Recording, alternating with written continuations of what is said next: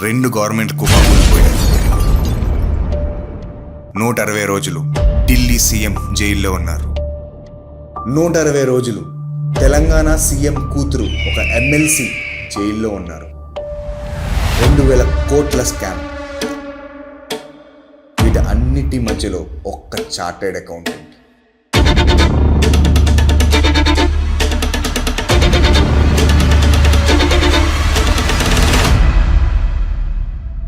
Sir, welcome to the podcast.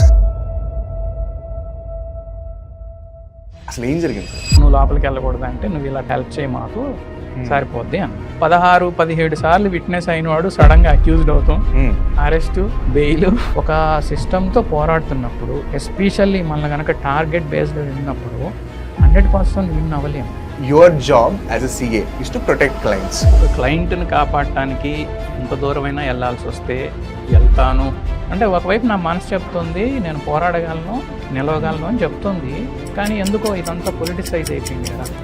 అవును. ఆ statement నేను చేయకపోతే నాకు తెలిసి తెలంగాణలో భూకంపం వచ్చేది. ఎప్పుడు ఏ పొలిటీషియన్ గొడవ అయినా కూడా ఫస్ట్ మీ సిఏస్ ఒకసారి ఎదుర్కొంటారు. What is your definition of a bad CA in 2026?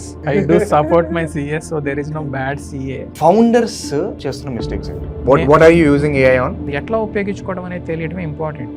కొంతమంది ఇయర్స్ నుంచి ప్రాక్టీస్ ఉంటుంది కదా సార్ వాళ్ళకి, కానీ వాళ్ళు పాయింట్లో సక్సెస్ చూడరు వాళ్ళు ఎప్పటికీ. లైక్ పర్టికులర్లీ సిఏ చేస్తున్న వాళ్ళ దాంట్లో చాలా మంది కన్ఫ్యూజన్ ఏంటంటే మంచి జాబ్ తీసుకోవాలా లేకపోతే ఒక ప్రాక్టీస్ పెట్టుకోవాలా అనేది పెద్ద huge confusion. What do you suggest?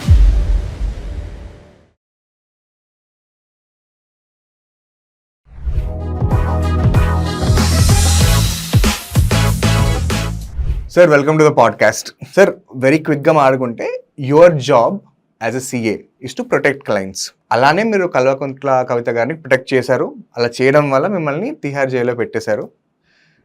ఒక 3 years నరకం అనుభవించాల్సి వచ్చింది. But now that you're out, right now you're here, there is nothing wrong I have done. That's government also said this, courts also have said this. This is your version also. అసలు ఏం జరిగింది sir? ఒక క్లయింట్ని కాపాడటానికి ఎంత దూరమైనా వెళ్ళాల్సి వస్తే వెళ్తాను అనడానికి ఇది ఒక ఉదాహరణలా కనిపించింది. బేసిక్గా నేను నేచరే అంతా కాబట్టి దీనిలో క్లయింట్ కోసం అంత దూరం వెళ్ళాల్సి వచ్చింది. వెళ్ళాను, సక్సెస్ఫుల్గా బయటకు వచ్చాను. సబ్జెక్టెడ్ టు స్మాల్ కరెక్షన్ ఏంటంటే మన పాడ్కాస్ట్లో ఒక ఈ కేసు బయటకు వచ్చాము అనేది ఏదైతే ఉందో ప్రజెంట్లీ వాళ్ళు హైకోర్టుకి వెళ్ళారు. హవెవర్ అక్కడ ఇంకా ప్రొసీడింగ్స్ ఏం స్టార్ట్ అవ్వలేదు. So I wanted to give like a disclaimer before starting. Subjected to high court this thing. Yes, all are out. This case is discharged. The present status opponent party is in the high court. So coming back మీ క్వశ్చన్కి వస్తే, ఒక client కోసం ఎంత దూరం వెళ్ళాలో అంత దూరం వెళ్ళాను. చాలామంది దృష్టిలో అంతకన్నా చేయాల్సిన దానికన్నా ఎక్కువే చేశాను. అసలు ఏం జరిగింది, ఎలా జరిగింది అనే దానిలోకి వస్తే, ఫస్ట్ థింగ్ వచ్చేసి నా క్లయింట్ ఒకళ్ళు పిలిచి నన్ను ఢిల్లీలో కొన్ని బిజినెస్ ఆపర్చునిటీస్ ఉన్నాయి, చూసి వచ్చి ఏమన్నా ఒపీనియన్ చెప్పగలుగుతావా, ఏమన్నా చేయగలుగుతావా. That is my core forte. What I do is that. జనరల్గా చార్టెడ్ అకౌంటెంట్ అంటే ఇన్కమ్ ట్యాక్సు, ఆడిటింగు, ఫైలింగ్సు ఇనే దానిలో చూస్తే యాక్చువల్గా ముందు బిజినెస్ ఈజ్ ఇంపార్టెంట్. సో ఆ సెగ్మెంట్లో ఉన్న దగ్గర నుంచి తర్వాత ఇవన్నీ ఫాలో అవుతూ ఉంటాయి. సో దానిలో భాగంగా నా క్లయింట్ చెప్పారు అనే ఉద్దేశంతో అప్పటికే మన సౌత్ ఇండియా మొత్తంలో ఈ ఢిల్లీ లిక్కర్ పాలసీ అనేది చేంజ్ అవుతుంది, దానిలో కొన్ని రకాల బిజినెస్ ఆపర్చునిటీస్ వస్తాయి అని చెప్పేసి ఏ బిజినెస్ అంటే ఆ సెగ్మెంట్ బిజినెస్ వాళ్ళని అడిగినా తెలుసు. ఇదేమి కొత్త విషయం కాదు, అదేమి ఎవరి కోసం కొత్తగా తీసుకొచ్చిన స్కీము కాదు, పాలసీ కాదు. అట్లా ప్రొజెక్ట్ చేయబడ్డాయి అంతే. సో ఈ డైరెక్షన్లో ఏమైంది అని అంటే, నేను ఢిల్లీ వెళ్ళడము, చాలామందిని కలవటము, కొంతమందిని కాదు కనీసం ఒక 40-50 మందిని కలవటము, అక్కడ ఉన్న ప్రతిదాన్ని బేసిక్ నుంచి ఎండ్ వరకు అసలు ఏం జరుగుతుంది. యాక్చువల్గా నాకు ఈ లిక్కర్ దానిలో క్లయింట్స్ ఎవరు లేరు. సో నాకు ఆ బిజినెస్ గురించి తెలియదు. కాకపోతే నా నేచర్, నా ప్రొఫెషన్ నాకు ఇచ్చిన అడ్వాంటేజ్ ఏంటి అని అంటే తెలుసుకోగలగటం. ఇప్పుడు మీరు నాకు ఏదన్నా ఒక ఉదాహరణలో ఒక రియల్ ఎస్టేట్ బిజినెస్ ఇచ్చి, మీరు రియల్ ఎస్టేట్లో లేరు కదా, నీకు రియల్ ఎస్టేట్ తెలియదా అంటే, లేదు తెలుసుకోగలను. సిఏసిఎస్ వల్ల ఉన్న అడ్వాంటేజ్ అది. సో దానిలో నాకున్న ఎర్లియర్ ప్రయర్ ఎక్స్పీరియన్స్ని తీసుకొని ఈ సెక్టర్ కాకపోయినా సరే ఢిల్లీ వెళ్ళి అక్కడ చూసి మాట్లాడి జనాల్ని పరిచయం చేసుకొని ఒక 40-50 మీటింగ్లు చేసి రకరకాల business prepositions, dynamics, sales, marketing, profits మొత్తం నాకు తెలిసిన సమాచారం అంతా కూడాను ఒక రాసుకొని అనలైజ్ చేసి ఒక రిపోర్ట్ ఇచ్చాం. సో ఒక ఇండస్ట్రీ ఫీల్డ్ని ఎవాల్యుయేట్ చేసి దాని తర్వాత బిజినెస్ ఆఫర్ని ఎవాల్యుయేట్ చేసి చేంజెస్ని కూడా ఎవాల్యుయేట్ చేసి మీరు you gave a report. Changes అంటూ ఏముండవు, మన వ్యూస్ అబౌట్ ద బిజినెస్ మాత్రమే ఉంటాయి. ఓకే. చేంజెస్ అనేవి ఏంటంటే ఒక గవర్నమెంట్ పరిఫరీ కనుక గీస్తే ఆ పరిఫరీ ప్రకారం మనం ప్రపోజ్ చేసుకొని వర్క్ చేసుకోవాల్సి ఉంటుంది. సో బిజినెస్లో ఎలా ఉంటుంది, ఏమవుతుంది, ఇవన్నీ మన ఒపీనియన్సే ఇస్తాం. ఓకే. సో అవేవి నీట్ ఒక స్టోన్ మీద చెక్కినట్టు ఏం కాదు, సబ్జెక్ట్ టు చేంజ్. సో ఆ ప్రయాణంలో నేను మొత్తం ఒక 5-6 నెలల పాటు ఢిల్లీ వెళ్ళడం జరిగింది. ఒక 40-50 మందిని కలవడం జరిగింది. తర్వాత నాకు తోచింది రాయటం జరిగింది. ఒక 6 to 7 months తర్వాత వాళ్ళు లిక్కర్ దానికి సంబంధించి రీటైల్ ఆపరేషన్కి సంబంధించి కొంత ఆక్షన్ జరిగింది. ఆ ఆక్షన్ దానిలో సంబంధించి నాకు చాలా ఇన్పుట్స్ తెలుసు కాబట్టి, అంటే బిజినెస్ గురించి. సో కొంతమందికి ఇలా బిడ్లు చేసుకోవాలి, ఇలా చేయాలని రీటైల్లో పార్టిసిపేట్ జరిగింది. ఆ రీటైల్ పార్టిసిపేట్ అయిపోయిన తర్వాత ఇక నేను నా దారి నేనున్నా. ఓకే. తర్వాత వాళ్ళు హోల్సేల్ బిజినెస్లో వాళ్ళు కొంతమంది బిజినెస్ చేసుకున్నారు.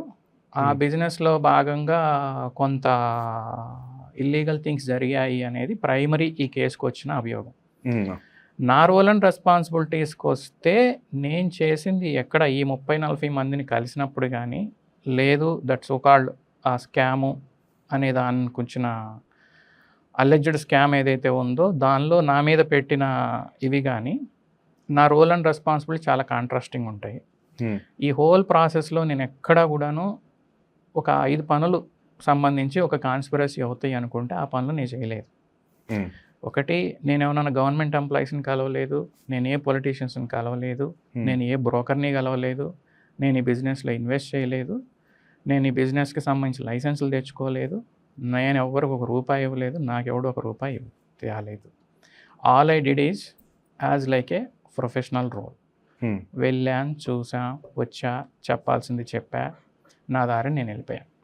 ఇక అంతే. అక్కడ ఎవరిచ్చారు, ఇచ్చుకున్నారా లేదా, తెచ్చుకున్నారా లేదా, ఏంటి ఏ కథ అనేది ఈ కోర్టు డిశ్చార్జ్ పిటిషన్ అప్పుడు జడ్జి గారు ఏం రాశారు, ఇదంతా ఒక కల్పిత కథ అని రాశారు. ఇది జడ్జి గారే తప్పు కాదు, యాక్చువల్ కేసు ఉంది అని వాళ్ళు ఇప్పుడు సిబిఐ వాళ్ళు హైకోర్టుకి వెళ్ళారు. సో ఇక్కడ ఈ ప్రాసెస్లో నేను ఎక్కడ గీత దాటలేదు, ఏ చట్టాన్ని అతిక్రమించలేదు. You did your work. I did my work. Okay. I did my work. ఇక్కడ కాంట్రాస్టింగ్ దానిలాగా ఉండేది అంటే ఒక కాన్ఫ్లిక్ట్ వచ్చేది. నేను నా మీటింగులో భాగంగా కొంతమందిని కలవడం కలిసింది. కానీ ఈ కలవటానికి సంబంధించి వాళ్ళు కూడాను, వీళ్ళెవరు కూడాను వాళ్ళ వేరే వాళ్ళ ఇతరత్ర వ్యవహారాలతో నాకు సంబంధం లేదు. అయినా సరే నాకు నేను ఒక కాన్స్పిరేటర్ని అన్నట్టు కేసు బిల్డ్ చేయడం జరిగింది. సో ఒక general person, your a common man, okay, you have common man, you have built a business, run చేస్తున్నారు. Out of nowhere February 8th 2023 నాడు సడన్గా CBI came and they took you away, మిమ్మల్ని arrest చేయడం జరిగింది. ఆ రోజు అసలు ఏం జరిగింది సార్? అసలు మీ ఇంట్లో వాళ్ళు షాక్ అయ్యారా, మీరు షాక్ అయ్యారా, ఏమవుతుంది అసలు? యాక్చువల్గా February 8th ఆ రోజు వాళ్ళు మా ఇంటికి రావటము, హడావిడి చేయటము, నన్ను ఏదో ఎత్తుకెళ్ళిపోవటం, అది మీడియాలో చదివినట్టున్నారు. అవన్నీ తప్పు. మాకేం వచ్చిన ఇన్ఫర్మేషన్ మీడియాలో వస్తుంది కదా. ఎగ్జాక్ట్లీ. సో ఇక్కడ దీనికి నా గురించి మీరు మీడియాలో చదువుకున్న దానికి అసలు యాక్చువల్గా జరిగిన దానికి బహుశా ఇప్పుడు నేను మీకు ఎక్స్ప్లెయిన్ చేయగలుగుతానేమో. యాక్చువల్గా వాళ్ళు రాలేదు, నన్ను పట్టుకుపోలేదు, బట్ చాలా మీడియాలో హైదరాబాద్ వచ్చి నన్ను ఎత్తుకుపోయారని రాశారు. సరే, అది ఇంకా వదిలేస్తే యాక్చువల్గా వాళ్ళు అక్కడ కేసు బుక్ చేసిన తర్వాత సిబిఐ వాళ్ళు, ఈడీ వాళ్ళు కవిత గారి డాక్యుమెంట్స్ కోసం మా ఆఫీసును సందర్శించడం జరిగింది. ఓకే, ముందే ఫిబ్రవరి కనీసం 6 నెలల ముందే. ఓకే, 6 నెలల ముందే జరిగింది. అప్పుడు నాకు వాళ్ళు నోటీస్ ఇవ్వటము, నాకు విట్నెస్గా నోటీస్ ఇవ్వటం జరిగింది, సాక్షిలాగా. ఓకే. అట్లాగే వాళ్ళ ముందు ఒక 5-6 నెలల్లో 2 ఏజెన్సీల ముందు దాదాపు ఒక 30-40 సార్లు ప్రజెంట్ అవ్వటం కూడా జరిగింది. ఆహా! ఓకే. ఆ తర్వాత కవిత గారి తరఫున ఆమెను నేను సిబిఐ ముందు రిప్రజెంటేట్ చేయడం కూడా జరిగింది. Right. All is along as a witness. Hmm. వాళ్ళు నాకు అప్పుడు ఇచ్చిన నోటీసులు కానీ అవన్నీ విట్నెస్. Hmm. కాకపోతే ఈ 5-6 నెలల ప్రయాణంలో నాకు వాళ్ళు చూపించిన విషయాలు కానివ్వండి, వాళ్ళు చెప్పిన విషయాలు కానివ్వండి, వాటన్నిటికి సంబంధించి సాక్ష్యాలు, ఆధారాలు క్రియేట్ చేసుకునే పనిలో ఉన్నారు వాళ్ళు. Hmm. Create So they were making a case around you. Case build చేసుకుంటున్నారు Hmm. టోటల్ దానికి సంబంధించి.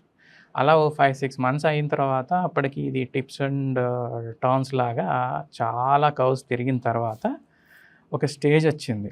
Hmm. దానిలో ఏంటి అని అంటే, నువ్వు చార్టర్డ్ అకౌంటెంట్ కంపెనీ సెక్రటరీగా ఉన్నావు, ఇన్ని మీటింగులకు వచ్చావు, 3-4 చెప్పారు వాళ్ళు Hmm. కాన్స్పిరసీ మీటింగ్స్ అని. Hmm. సో నీకేమో వీళ్ళందరూ తెలుసు, Hmm. కానీ నువ్వు వీళ్ళెవ్వరితోటి బిజినెస్ కనెక్షన్స్ పెట్టుకోలేదు. Hmm. So we're sensing something. ఏంటి అని అంటే, నీకంతా తెలుసు, నువ్వు చెప్పట్లేదు. Hmm. ఒకటి, చట్టం న్యాయం పాటిస్తున్నానా లేదని ఆలోచించాలి, కానీ జనాలందరికీ తెలిసినవన్నీ నేను బయట పెడతా కూర్చుంటానంటే రేపటి నుంచి నాకేమన్నా నా చేత సర్వీసెస్ చేయించుకుంటావు. Correct. Confidentiality is part of your service. కానీ వాళ్ళు చేసిన తప్పు అయితే చెప్పాలి, ఓకే. నా ముందు జరిగితే చెప్పాలి, నా ప్రమేయం ఉంటే చెప్పాలి, మిగతా అంతా నాకేం సంబంధం. నేను చెప్పాను, ఈ 5-6 మీటింగ్లే కాదు, 30-40 మీటింగ్లు కూడా చేశాను. నా దగ్గర 30-40 మందిని కలిశాను. ఓవరాల్గా 6-7 మంత్స్ చేశాను. కాకపోతే ఇక్కడ నేనేమీ తప్పు చేయలేదు, తప్పు చేసిన వాళ్ళకి సహకరించలేదు అని. లేదు అన్నారు. ఫైనల్గా ఏం చెప్పారని అంటే, ఓకే పలానా వాళ్ళు ఇప్పుడు లోపల ఉన్నారు, ఓకే ఇప్పుడు వాళ్ళు బయటికి రాలేరు, నువ్వు బయటికి రావాలనుకుంటే, లేదు నువ్వు లోపలికి వెళ్ళకూడదు అంటే నువ్వు ఇలా హెల్ప్ చేయి మాకు, సరిపోద్ది అన్నారు. సో ఏజెన్సీకి హెల్ప్ చేసి అంటే చెయ్యాలా అనే క్వశ్చన్ కూడా నాకు ఎప్పుడూ రాలేదు. చేసేది తప్పుడోడుగా మిగలాలా అనే ఇది కూడా నాకు రాలేదు. ఒకళ్ళని కాపాడాలనుకున్నా, కాపాడటం కోసం చేస్తే చేసుకోండి అన్న చేశారు, అరెస్ట్ చేశారు.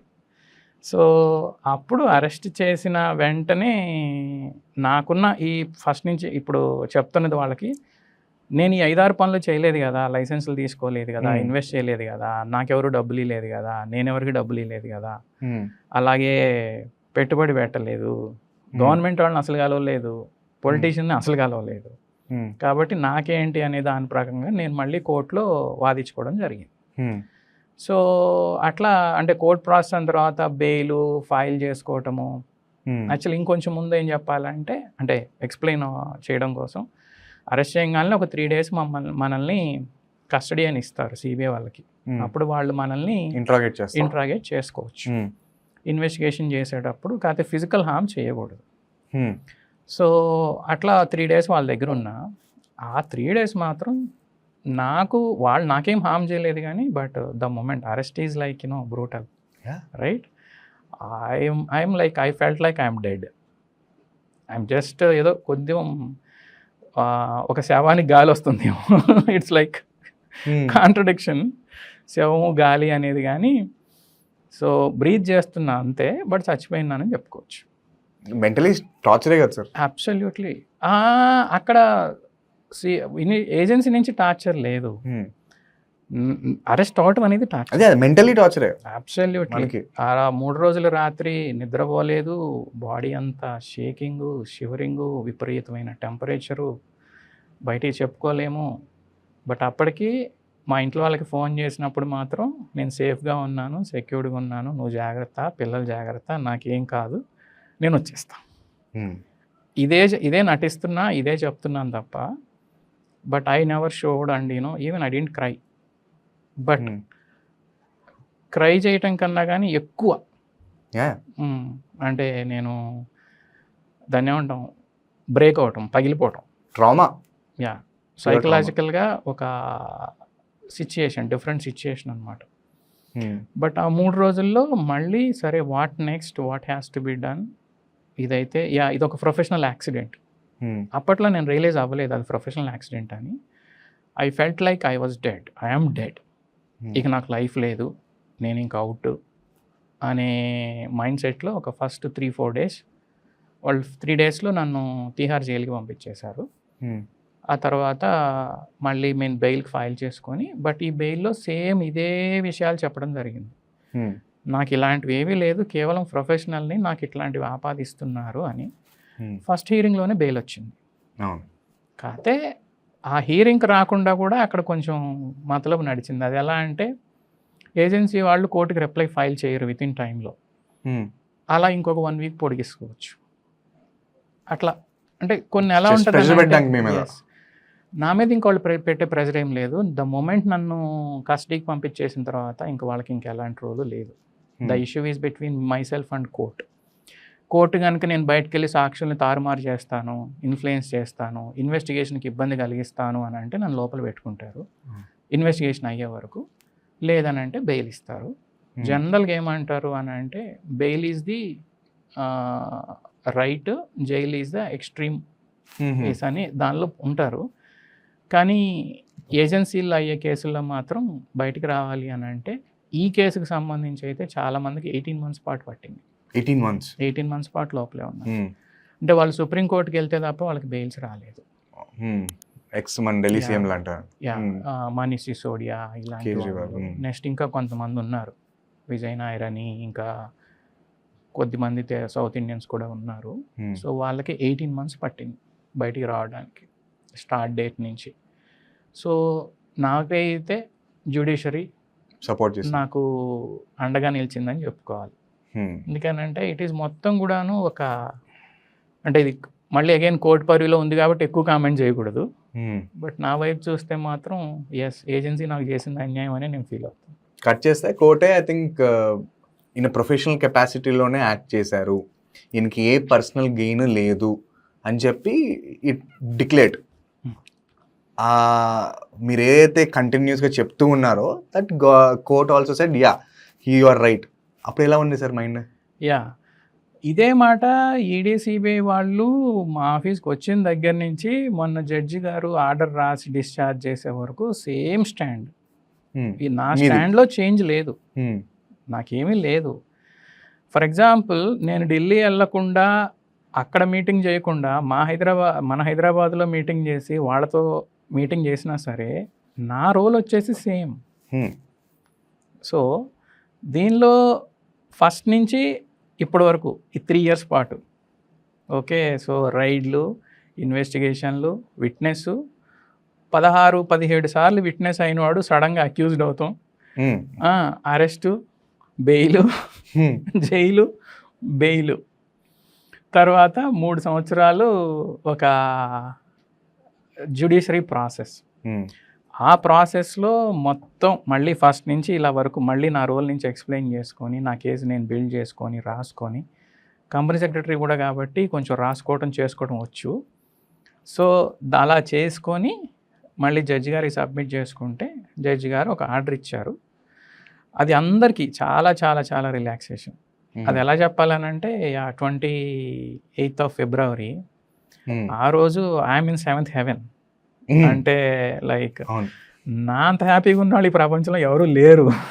I don't know how many people know this, కానీ అసలు అనౌన్స్మెంట్ వచ్చిన తర్వాత one of the first calls నేను నాకు చేశారు, ఫోన్ చేశారు. నాకు సార్ వాయిస్ లో రిలీఫ్ అనిపించింది ఆఫ్టర్ సో మచ్ టైం.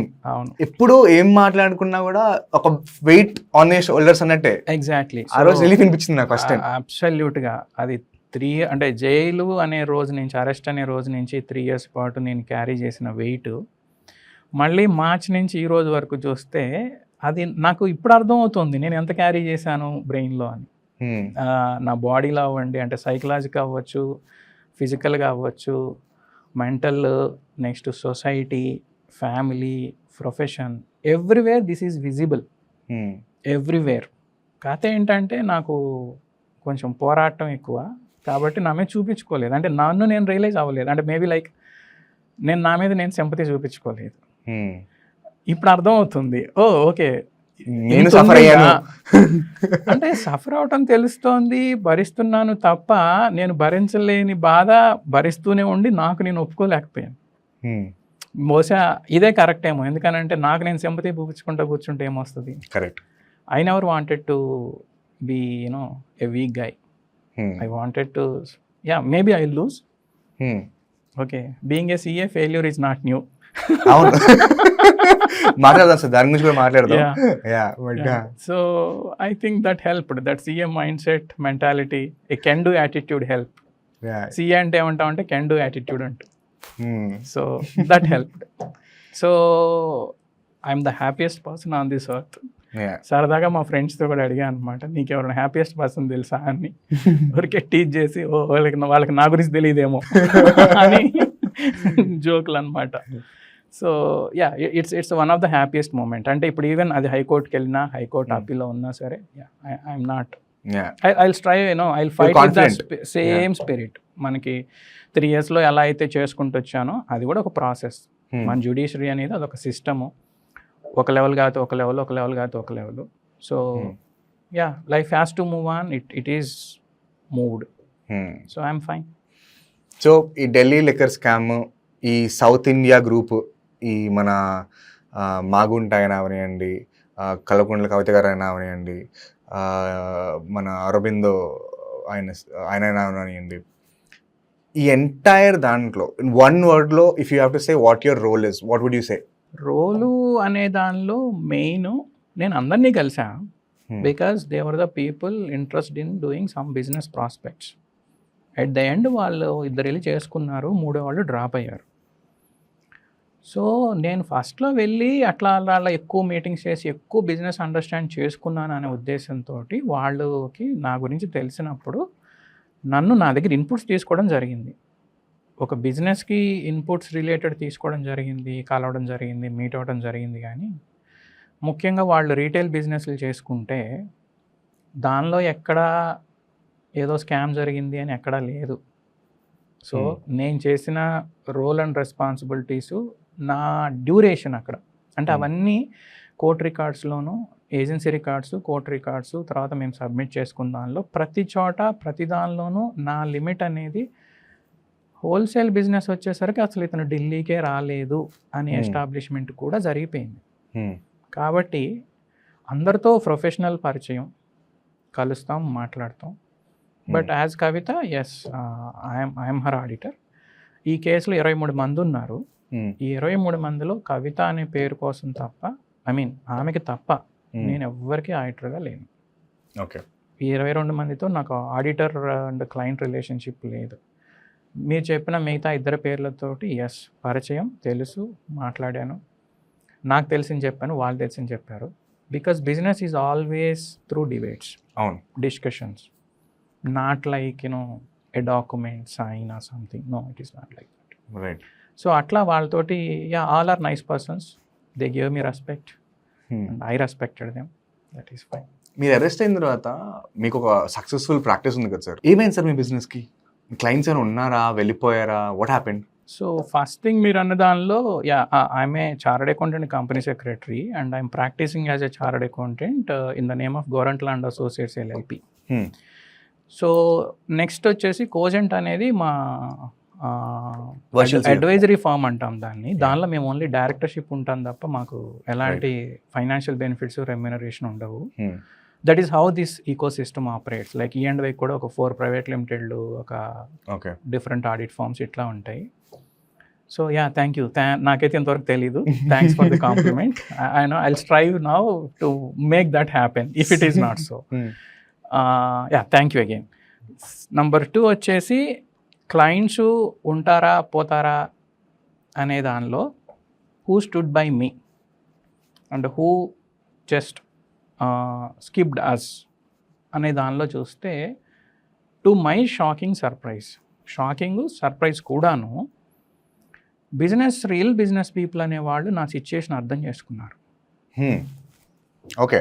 జనరల్గా ఒక ఎలా ఉంటుందని అంటే, ఇప్పుడు మన మేనేజ్మెంట్లో పారెటో ప్రిన్సిపల్ లాగా 20-80 అంటాం. అవును. 20% of the clients bring 80% and vice versa. అవును. ఈ 20%లో ఉన్న వాళ్ళైతే నేను నా రోలు, నా కథ అర్థం చేసుకున్నారు. నేను బాధపడినంత, నేను ఇబ్బంది పడినంత, నాకు నేను ఫీల్ అయినంతగా వాళ్ళేం ఫీల్ అవ్వలేదు. That is the first level of confidence for me. నేను ఈ జైలు నుంచి బయటకు వచ్చిన తర్వాత ఇలా కోట్ల చుట్టూ తిరుగుతూ ఉంటాను, ఇంక మాకు లైఫ్ లేదు, రెండోది నా ఫర్మ్ పేరు మార్చేసేయాలి, నా అదర్ పార్ట్నర్స్కి ఇచ్చేసేయాలి, ఇలాంటి రకరకాల డైలమాలో ఉన్నా. అంటే ఒకవైపు నా మనసు చెప్తుంది నేను పోరాడగలను, నిలవగలను అని చెప్తుంది, కానీ ఎందుకో ఇదంతా పొలిటిసైజ్ అయిపోయింది కదా, విపరీతమైన పొలిటిసైజ్. ఊరికే తిప్పడం, ఈ నోటీసులు ఇవ్వటం, నోటీస్ రాకుండానే వచ్చిందంటాం, విట్నెస్ని పట్టుకొని అప్రూవర్ అంటాం, అప్రూవర్గా మాజీ ఆడిటర్ అంటాం, ఏవో రకరకాల రాతలు చూసాను. అంటే నా మైండ్ సెట్ చెప్పాలి అని అంటే జైలు అనేది ఒక సెట్ బ్యాక్. చాలామందికి జైలు పెద్దదనిపిస్తుంది, కానీ తర్వాత నేను విన్నవి, నేను చూసినవి, నాకు జరిగినవి చాలా పెద్ద సెట్ బ్యాక్స్.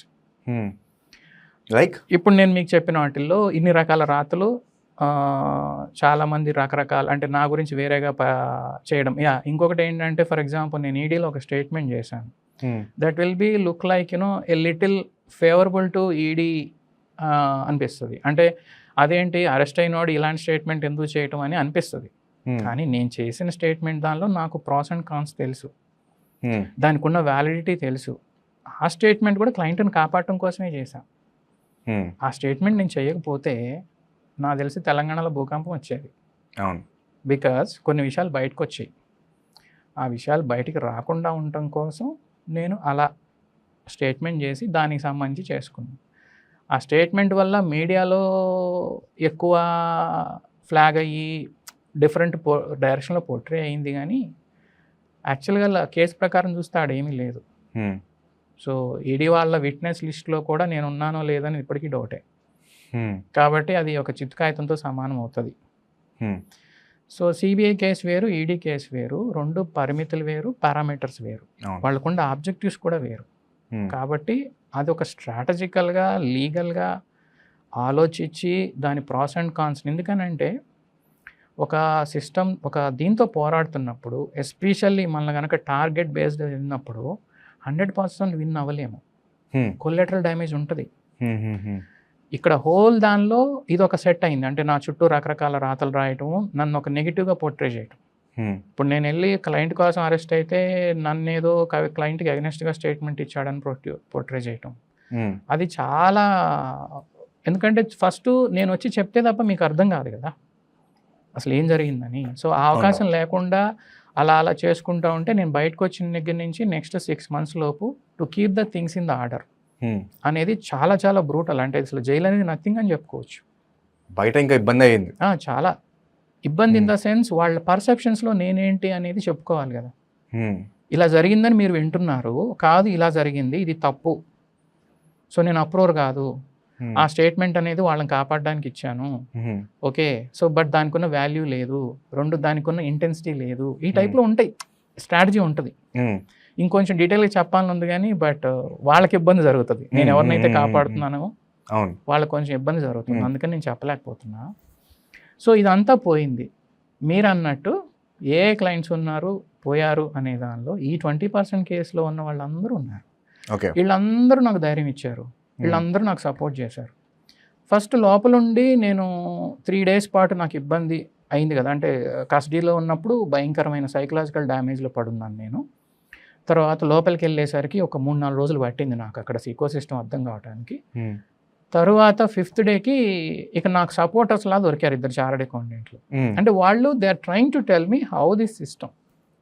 అక్కడ ఏంటి అని అంటే ఒక పొలిటికల్ సిస్టము, ఒక మీడియా, ఒక ఏజెన్సీ కనుక అందరూ కొల్లైడ్ అయితే ఎవరికి ఎంత డ్యామేజ్ చేయొచ్చు అనే దానిలో ఆ డ్యామేజ్ అనేది it is happening in south and north because of this case. You are a collateral damage, right?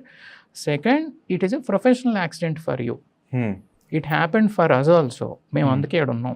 So అని చెప్పి నాకు కొంచెం నా కేసుని ఇంకా గట్టిగా, అంటే first confidence is important, motivation is important, ఆ రెండిటికి కొంచెం హెల్ప్ చేశారు. ఆ తర్వాత అక్కడ వాళ్ళకి నేను వెళ్ళిన తర్వాత నేను నా ప్రొఫైలు, నా వేర్ అబౌట్స్, నా రోల్స్ అండ్ రెస్పాన్సిబిలిటీస్ వాళ్ళకి అర్థం అవ్వగానే చాలామంది ఇంకా నాకు ఇబ్బంది లేకుండా నా లైఫ్ ఈజీ అవటానికి చేశారు. ఇంక్లూడింగ్ అక్కడున్న కొంతమంది, అంటే పేర్లు చెప్పొద్దు కానీ, అంటే వాళ్ళ డిజిగ్నేషన్స్ చెప్పొద్దు కానీ, వాళ్ళకి కొంచెం ఒక సింపతి ఫ్యాక్టర్ ఉండేది. But jail is jail, it is the worst place on the earth. But ఈ కేసు గురించి దాని గురించి హెల్ప్ చేసి ఇట్లా ఇట్లా మాట్లాడుకోవాలి, ఇలా చెప్పుకోవాలి, ఇంక్లూడింగ్ నేను ఇచ్చిన ఈ స్టేట్మెంట్ తాలూకు కూడా ఇలా చేస్తే ఇబ్బంది ఉండదు, బట్ ఇట్లా ఉంటుంది బికాస్ చెప్తున్నా కదా 100% విన్ అవ్వలేమని, అట్లా చేయటము. బట్ దాన్ని ఇక్కడ నెగిటివ్గా పోర్ట్రే చేసి కొంతమంది ఓకే ఏదో వాళ్ళ సెల్ఫిష్ అడ్వాంటేజ్లకి వాళ్ళ సెల్ఫిష్ దీన్స్కి తీసుకున్నారు. At the end of the day people with in 6 monthsలో వాళ్ళకి మళ్ళీ రియలైజ్ అయ్యారు. సో నేను ఎవరినైతే ఆన్ చేసుకున్నానో వాళ్ళు అందరూ ఉన్నారు. డ్రాప్ అయిన వాళ్ళు చాలా తక్కువే, 0 అని కాదు, చాలా తక్కువే. అంటే నాకు అర్థమైంది ఏంటి అని అంటే బిజినెస్ మ్యాన్కి అర్థమవుతుంది వాళ్ళు ఎంత రిస్క్లో ఉన్నారు అని. సో నాలాంటి వాడిని పోగొట్టుకోవడం వాళ్ళకి ఇష్టం లేదు. I think they felt that it is the pros outweigh the cons. Yeah, so ఆ డైరెక్షన్లో ఉండటం వల్ల సర్వైవ్ అయ్యాము, అంతకన్నా బాగానే వెనక్కి రాగలిగాం. సో ఇదొక యాక్సిడెంట్. అయితే ఈ గత 3 నెలల క్రితం వచ్చిన 3 సంవత్సరాల రిలేటెడ్ జడ్జిమెంట్ ఏదైతే ఉందో అది ఇంత త్వరగా ఎక్స్పెక్ట్ చేయలేదు మేము. అది ఇంకా టైం పట్టొచ్చేమో అనుకున్నా, కాకపోతే నా వరకు అయితే రిలీఫ్ దొరకవచ్చు అనుకున్నా, కానీ ఇంత గొప్ప ఇది ఎక్స్పెక్ట్ చేయలేదు. Of course these are facts only. Again it's a matter sub judice, హైకోర్టుకి వెళ్ళారు, అప్పీల్కి వెళ్ళారు, ఏదో నడుస్తుంది అక్కడ, అది పోరాడతాము. బట్ ఒక లెవెల్ వరకు వచ్చింది. యా, బెయిల్ ఇచ్చినప్పుడు నా గురించి రాసిన తీరు కానీ, రెండోది కోర్టు ఆర్డర్ ఇచ్చినప్పుడు కానీ, కోర్టు రూమ్లో కూడాను నన్ను నా రోల్ని ఎలా మిస్రిప్రజెంట్ చేశారు కోర్టుకి అని అడగటము, రెండోది నా రోల్ మిస్రిప్రజెంట్ చేసిన విషయం కోర్టు ఆర్డర్లో రాయటము, అట్లాగే అసలు దీంతో నాకేమీ సంబంధం లేదన్నట్టు, this is not the exact wording, but ఇలా చేయటం అనేది చాలా చాలా హ్యాపీయెస్ట్. అట్లాగే ఈ ప్రాక్టీస్కి సంబంధించి ఆనెస్ట్లీ స్పీకింగ్ డ్యామేజ్ లేదనే చెప్పాలి. ఓకే, ఇంకా బ్రోటల్గా ముందుకెళ్ళి చెప్తే ఎట్లా అంటే అడ్వర్టైజ్మెంట్ ఈజ్ అడ్వర్టైజ్మెంట్. రైట్. నేను ఎర్లియర్ ఎవరికి తెలియదు, చాలామంది చాలా రకాలు, ఈ నీకు తెలుసా, ఈ చార్ట్ అకౌంట్ తెలుసా, ఈ చార్ట్ తెలుసా అంటే నాకు తెలుసు నీకెలా తెలుసు, నీకు తెలుసు నాకెలా తెలుసు అని అనుకున్నారంట. అంటే అది కేసు అయిన క్లోజ్ సర్కిల్స్. అదే యాక్చువల్గా మా ప్రొఫెషన్లో ఉండేది ఏంటి అని అంటే, ఇప్పుడు నేను మీ ఆడిటర్ అయినా సరే నేను వివేక్ ఆడిటర్ అని నేను ఎవరితో చెప్పను, కాన్ఫిడెన్షియాలిటీ అంతే. అట్లా చాలా మంది సర్ప్రైజ్ ఫీల్ అయ్యారంట, ఓకే మరి మాకెప్పుడు తెలీదు అని అంటే, అదే segment we don't tell right, so అని అట్లా. కాబట్టి yeah fine, we're much more stronger. ఇక్కడ ఒక చూసాను జైల్లో ఒక ఆఫీసరు నా అవస్థలు చూసి ఇక్కడ చదవటానికి పుస్తకాలు ఏమి లేవు అని చెప్తే నాకు ఇకిగై అని ఒక పుస్తకం అడిగితే పంపించాడు పాపం ఆయన, Japanese art of living. Yeah, దానిలో యాంటీ ఫ్రాజిలిటీ అని ఒకటి చదివానప్పుడు. That happened in my life. అప్పటి వరకు నేను రెసిలియంట్గానే, అంటే దెబ్బ తగిలింది పోరాడాలి అని అనుకునేవాడిని, కానీ anti fragility is something that really turn the waves. ఇంకా గట్టిగా అది ఎలా అంటే స్ట్రెస్లోను,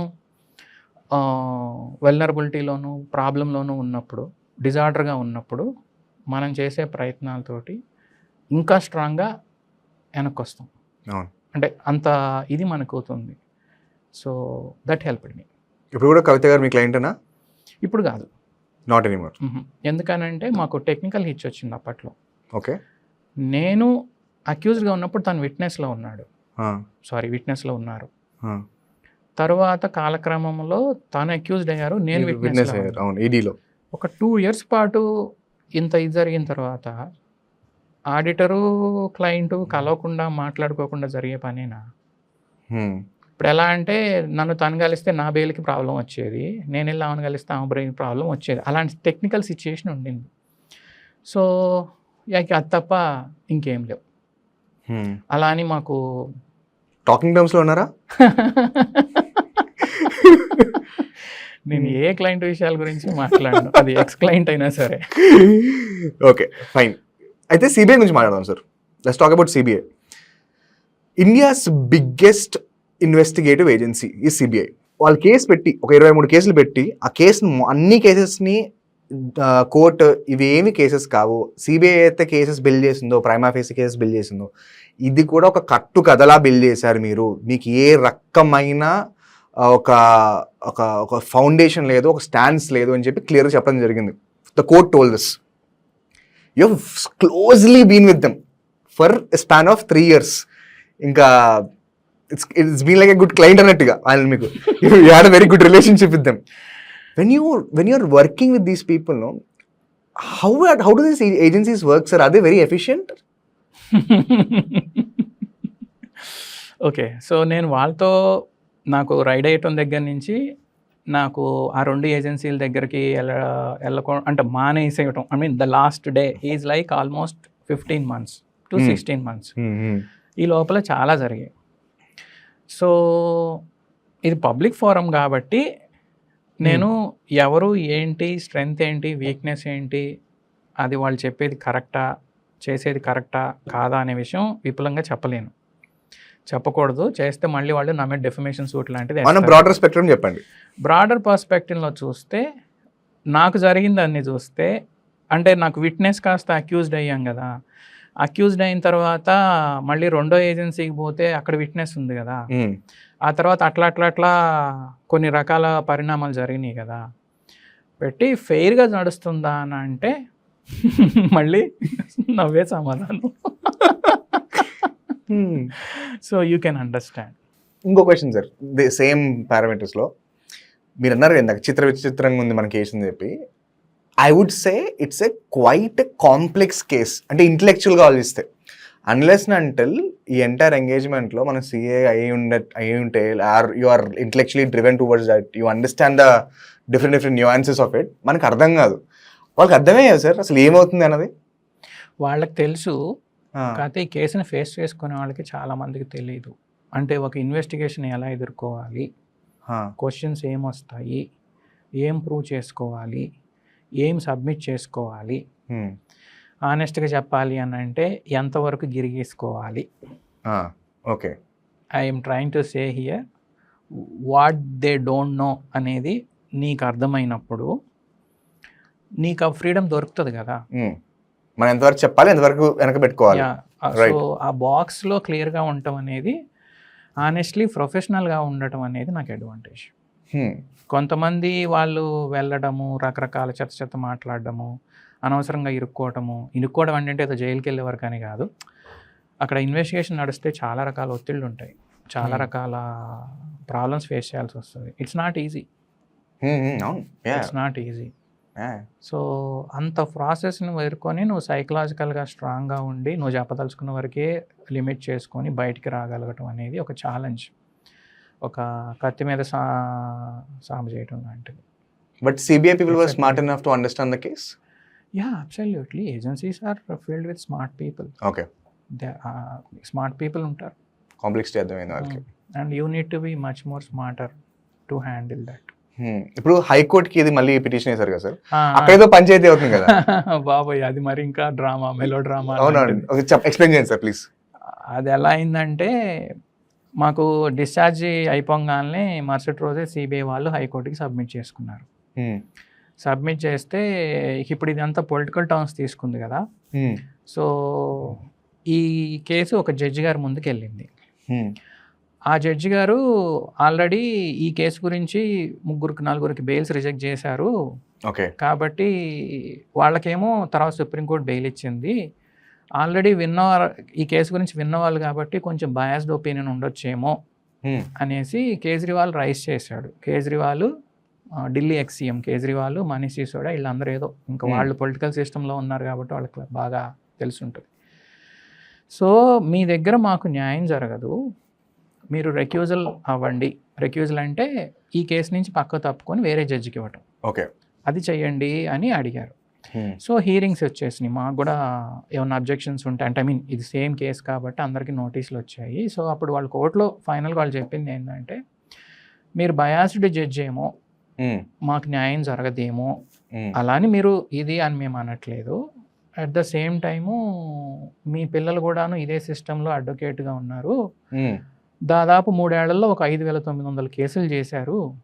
5,900 కేసులు చేశారు.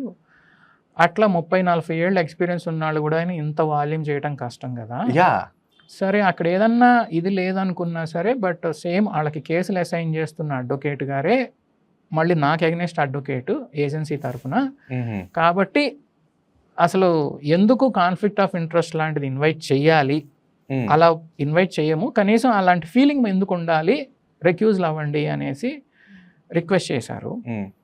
జడ్జి గారు రెక్యూజ్ చేయలేదు. మీరు ఇలా సిస్టమ్తో ఆడుకుంటున్నారు, ఇది లీగల్ కాదు అనేసి జడ్జి గారు జడ్జి గారు after detailed hearings from both the ends చేశారు. ఐఎమ్ జస్ట్ ఎ స్పెక్టేటర్, నాకు దానిలో ఎలాంటి లోకల్ స్టాండింగ్ లేదు, ఇంట్రెస్ట్ అసలు లేదు. సో అయిన తర్వాత 1 month అయిన తర్వాత లేదు అని కేజ్రీవాల్ది రెక్యూజల్ కొట్టేశారు.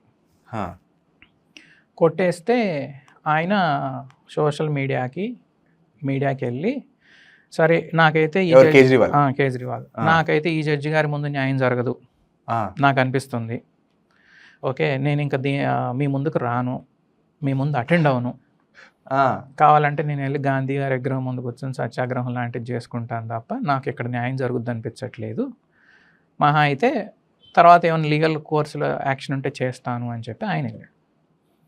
ఇది ఇట్లా మళ్ళీ ఇంకొక 15-20 days జరిగింది.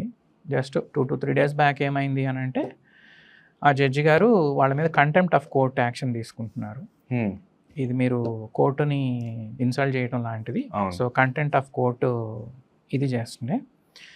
కంటెంప్ట్ ఆఫ్ కోర్టు ఇచ్చేసి, కంటెంప్ట్ ఆఫ్ కోర్టు ఇచ్చిన జడ్జి కేసు కంటిన్యూ చేయడం కరెక్ట్ కాదని చెప్పేసి ఆమె ఈ కేసుని వేరే దానికి ఇష్యూ చేశారు.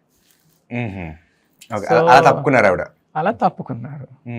ఇప్పుడు ఎలా అయిందని అంటే, వాళ్ళు ఇది పొలిటికల్ ఇది కదా, సో వీళ్ళకి కావాల్సిన మార్గంలో కాకుండా అదర్ వేలు అయినా సరే చేయించుకున్నారు ఏదో చేసి. సో సోషల్ మీడియా అనేది అంత పవర్ఫుల్ అయింది ఇప్పుడు. సో అది పాజిటివ్ అని నేను చెప్పను కానీ, but this is how the system is happening. చెప్పాను కదా, ఒక ఏజెన్సీ, ఒక మీడియా, ఒక పొలిటికల్ సిస్టమ్ కొల్లైడ్ అయ్యి ఒకటి ఇది చేస్తే, నాలాంటి వాడికి జ్యుడిషియరీ న్యాయం చేస్తే, కొన్ని చోట్ల మళ్ళీ ఇలాంటి సిచ్యుయేషన్ క్రియేట్ అయితే జ్యుడిషియరీ మీద కూడాను బ్లాక్ మార్కెట్ కదా సార్ జ్యుడిషియరీకి ఎండ్ ఆఫ్ ద డే ఇలా జరుగుతుంది అంటే, అది time has to tell, because అందరికీ జరగట్లేదు కదా.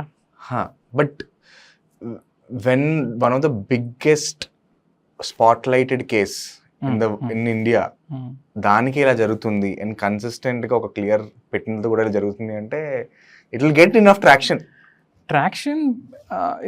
అదే ఇప్పుడు నేను ఈ వచ్చిన తర్వాత చూస్తే అసలు మీడియాలో కేజ్రీవాల్కి సంబంధించి, సదరు జడ్జి గారి రిలేటెడ్కి సంబంధించి, అంటే positive and negative both, it's entire thing is circulating.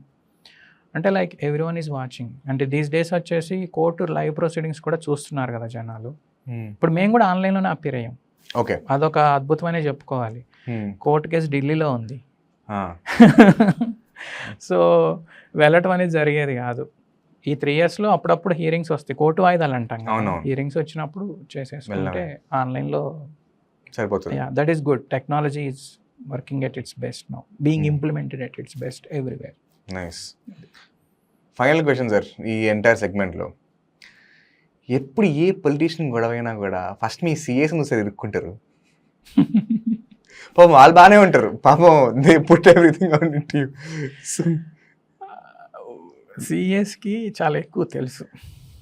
Okay, కాకపోతే అది నెగిటివ్ డైరెక్షన్లో అనుకోవాల్సిన అవసరం ఏం లేదు. రైట్, పాజిటివ్ డైరెక్షన్లో. ఫర్ ఎగ్జాంపుల్ ఎవరన్నా ఇలా చేద్దాము అని నెగిటివ్గా ప్రపోజ్ చేస్తే, లేదండి ఇలా చేయొద్దు అని మేము రెక్టిఫై చేస్తాం కదా.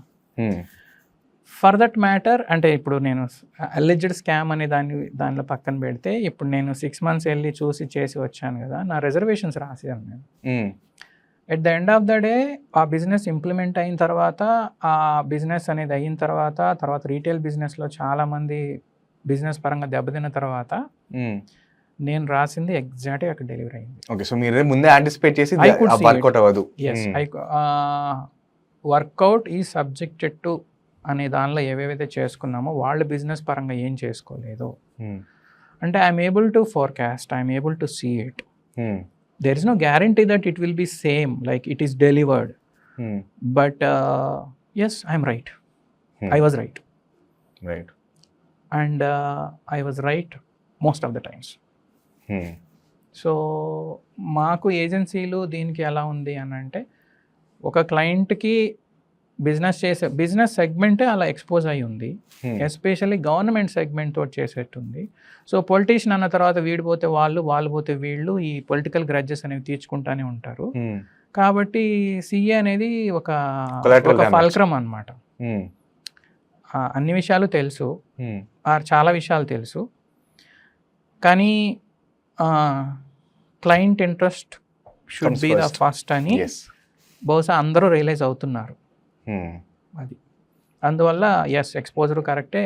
ఎట్ ద సేమ్ టైం ఇంక ఇలాంటి సెట్ బ్యాక్స్ అనుకోనివ్వండి, ప్రొఫెషనల్ యాక్సిడెంట్ అవనివ్వండి, కొల్లెటరల్ డ్యామేజ్ అవ్వండి, ఇది జరుగుతూనే ఉంటుంది. యాజ్ లాంగ్ యాజ్ దట్ ఒకళ్ళనొకళ్ళు ఇబ్బంది పెట్టుకోవటం అనే దానికి.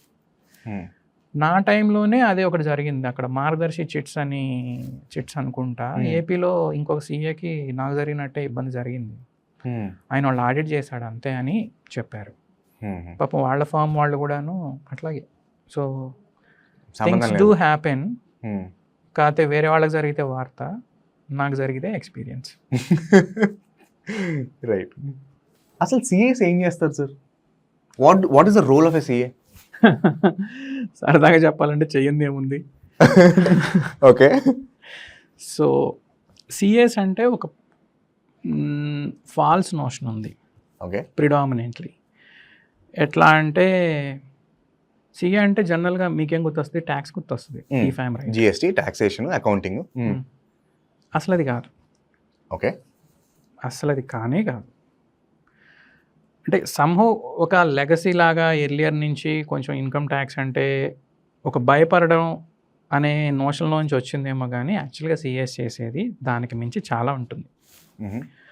ఫస్ట్ సిఎస్ చేసేది, చేయగలిగింది బిజినెస్ మోడల్ని క్రియేట్ చేయటం. మీరు ఐడియా చెప్తారు, బిజినెస్ మోడల్ క్రియేట్ చేయాలి. బిజినెస్ మోడల్ మీరు బిజినెస్ మోడల్తో వచ్చింది అనుకోండి, దాని చుట్టూతో ఉన్నటువంటి ఫస్ట్ ఫండింగ్ కావచ్చు, స్ట్రక్చరింగ్ కావచ్చు. స్ట్రక్చరింగ్ అంటే share holding patterns, ఇన్వెస్టర్సు, valuation, premium, working partners, next market, economic feasibility, viability, techno economic feasibility అని బ్యాంకుల్లో ఫైనాన్షియల్స్ వాడతారు. బట్ ఫైనాన్షియల్ వైబిలిటీ, ఆ గ్యాప్ అనేది ఫస్ట్ సిఏ చూడగలుగుతాడు. మీరు చెప్తూ ఉంటే ఒక 2 గంటలు కనుక మీరు ఒక బిజినెస్ ఐడియా చెప్తే నాతోటి, అది చూసి చెప్పగలుగుతాడు. అట్లాగే తనకున్న ఎక్స్పీరియన్సెస్ని యాడ్ చేయగలుగుతాడు. నేను మీకు ఇందాక అన్నాను, రియల్ ఎస్టేట్ నాకు తెలిసి ఉండొచ్చు, లిక్కర్ తెలీదు, కానీ నేను లిక్కర్ దాన్ని నేర్చుకోగలుగుతా చాలా త్వరగా, చాలా తక్కువ టైంలో. అంటే తెలియక్కర్లేదు. ఇక్కడ ఏంటి అని అంటే, ఒకటి ఆల్రెడీ ఉన్న పాస్ట్ ఎక్స్పీరియన్సు, రెండోది మా ప్రొఫెషన్లో మేము నేర్చుకున్న టాపిక్స్. ప్రిడామినెంట్లీ ఏం నేర్చుకుంటాం? ఫైనాన్సు, అకౌంటింగ్, రెగ్యులేటరీ నేర్చుకుంటాం. ఈ రెగ్యులేటరీలో వస్తాయి companies act, income tax, GST, auditing అనేది. ఈ థర్డ్ బాస్కెట్లో నుంచే ఎక్కువ చూడటం వల్ల సిఏ అంటే ఒక ట్యాక్స్ పర్సన్ అయింది, కానీ ట్యాక్స్ అనేది one part. Okay. Not basic major. తన సిఏని వాడుకోవాల్సి ఉంది అడ్వైజరీ అండ్ కన్సల్టింగ్ రోల్లో వాడుకోవాలి. సో దానికి బిజినెస్ యాక్యుమెన్, రెండోది కొంచెం ఇన్డెప్త్గా వెళ్ళగలిగే ఇన్సైట్స్, అంటే కంటిన్యూస్ లెర్నింగు, నెక్స్ట్ మార్కెట్లో ఏమవుతుంది, ఎకనామిక్స్ ఏమవుతుంది. బట్ దాన్ని మించి ముందు మీకు ఇప్పుడు ఫండింగ్లో ప్రాబ్లం ఉంటే ఫండింగ్ ఎలా తీసుకురావాలి, ఎట్లా తీసుకురావాలి, దానికి నీకు ఇబ్బందులు ఏముంటాయి అనేది ముందే చెప్తాడు. ఓకే. అంటే మీరు ఒక first of all you can say that is the first critical analyst for you. జనరల్గా కొంచెం ఎంబీఏ మైండ్ సెట్ ఉంటే ఏంటంటే పాజిటివిటీ ఎక్కువ ఉంటుంది, ఎక్కువ సేల్స్ అండ్ మార్కెటింగ్ పిచ్ ఉంటుంది. సిఏ దానిలో అలా ఉండదు. జనరల్ యూ డోంట్ ఫైండ్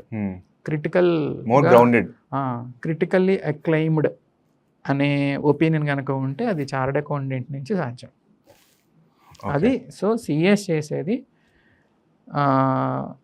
మీకు ఐడెంటిఫై చేసిందేమో థర్డ్ బాస్కెట్, మిగతా ముందు 2 baskets is the actually business.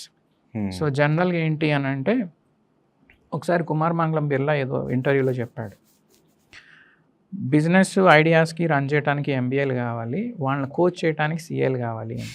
He himself is a chartered accountant. So అక్కడ అంటే ఇన్డెప్త్ అంటే ఇంకొంచెం ముందుకు వెళ్ళడం, కొంచెం పాజిటివిటీ, ఎక్కువ పాజిటివిటీని పక్కన పెట్టి డెప్త్గా వెళ్ళగలగటం, క్రిటికల్లీ ఎగ్జామిన్ చేయగలగటం, రాబోయే ప్రాబ్లమ్స్ని చూడగలగటం.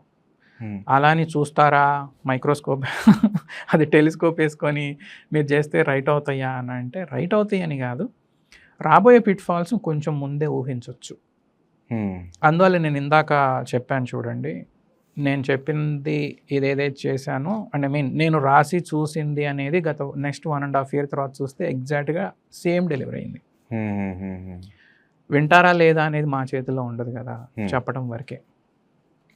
So at the end of the day we're the mentor, guide, coach for the business to make it scale up కానీ ఎక్స్పాన్షన్కి కానీ. స్టార్టప్ ఫేజ్లో బేసికల్గా ఉన్నప్పుడు వాళ్ళు ఏమేమి తప్పులు చేయకూడదో చూపించడానికి ఉపయోగపడతాం. సో బేసిక్గా బిజినెస్ కన్సల్టెంట్ అయినా, బిజినెస్ మెంటర్ అయినా, బిజినెస్ కోచ్ అయినా, all mix fruit juice. Adviser, ఇంకా అదే అడ్వైజర్, రైట్? ఇంట్రెస్టింగ్. ఇప్పుడు CA, if you take CA exam, right, it's one of the toughest in the country, right? అప్పుడు కూడా అట్లే ఉండేది సార్ మీ టైంలో కూడా? Yeah, probably CA is not an academic oriented. Okay. The designing is not towards books. But ఎందుకు sir ఎంత బుక్లు చదువుతారు? ఎస్, దట్ అది we take it as like you know, అది చదువుకోవటం అనేది ఉపయోగపడటం కోసం. ఓకే. మనం చదువుకున్న చదువులు ఎవరికి ఉపయోగపడుతున్నాయి, ఎంతవరకు ఉపయోగపడుతున్నాయి అని చూస్తే సిఏ దానిలో ప్రిడామినెంట్లీ ఏంటి అని అంటే, నువ్వు ఎక్కువ experience, exposure, practical environment is important compare to your books. నువ్వు బుక్స్ అన్నీ వేసేసుకొని ఒక ఆ ప్రాక్టికల్ ఎక్స్పోజర్ లేకుండా మిగిలితే CA is waste. Because CA is not for bookish mentality. It is more about understanding. So అందుకే ఆర్టికల్షిప్ అనేది మ్యాండేటరీ చేయడం జరిగింది. It is more about understanding the client. నీకేం కావాలి, నేను డిజైన్ చేయాలి. అదే బుకిష్లో అయితే ఈ బుక్లో ఇలా ఉంది, నో అని చెప్తాం. నో అని చెప్తే ఎవరు రారు. అది ఎస్ చేసే మార్గంలో ఎస్ మీరు చెప్పిన విధానంలో వర్కౌట్ అవ్వదు, బట్ ఇలా చేసి ఇవ్వాలి అంటే బెండ్ ద కర్వ్. ఆ కర్వ్ని బెండ్ చేసే మెంటాలిటీకి ఈ బుక్స్ అవసరం. Okay. So it is not academics oriented. Fully academics oriented అయిపోయిన చోటే మీకు ఇక్కడ దొరుకుతుంటుంది. ఐ మీన్ నేను సిఏ చేశాను, లేదు చదివాను, అనుకున్నంత ఇది లేదు అనేది అక్కడ అన్నట్టు. But that orientation is different. It is about more of exposure, experience, and ability to understand, and ability to communicate. So CA అనేవాడు కమ్యూనికేట్ చేయాలి, కొలాబరేట్ చేయగలగాలి, నెక్స్ట్ కోఆర్డినేట్ చేసుకోవాలి. అంటే he need to connect multiple dots. So that is why it is tough, but it is good, and I can confidently say CA is one of the best course. దీనిలో pass percentage తక్కువ ఉంటుంది, but it is good. Probably మనం నేర్చుకోవాల్సింది failure ఏమో, how to withstand the failure, how to come out of the failure, how to make failure as a success అని నేర్చుకోవటానికి ఇది ఉపయోగపడుతుంది. ఎట్ ద సేమ్ టైం అది కూడా ఒక క్రూషియల్ ఏజ్. జనరల్గా ఇప్పుడు ఫౌండేషన్ స్ట్రీమ్ ద్వారా వస్తే వాళ్ళకి 18-19 years ఉంటాయి.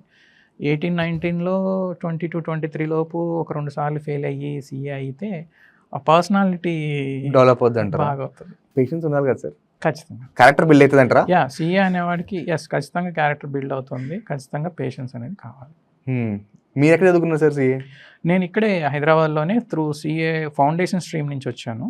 సో సైమల్టేనియస్గా బీకాన్ చదువుతూ సిఎస్ స్టార్ట్ చేశాను. ఫస్ట్ సిఎస్ అయింది, సో సిఎస్ ప్రాక్టీస్ మొదలు పెట్టాను. తర్వాత సిఏ అయింది, తర్వాత సిఎస్ ప్రాక్టీస్. సో నేను qualified chartered accountant, company secretary, practising as a chartered accountant.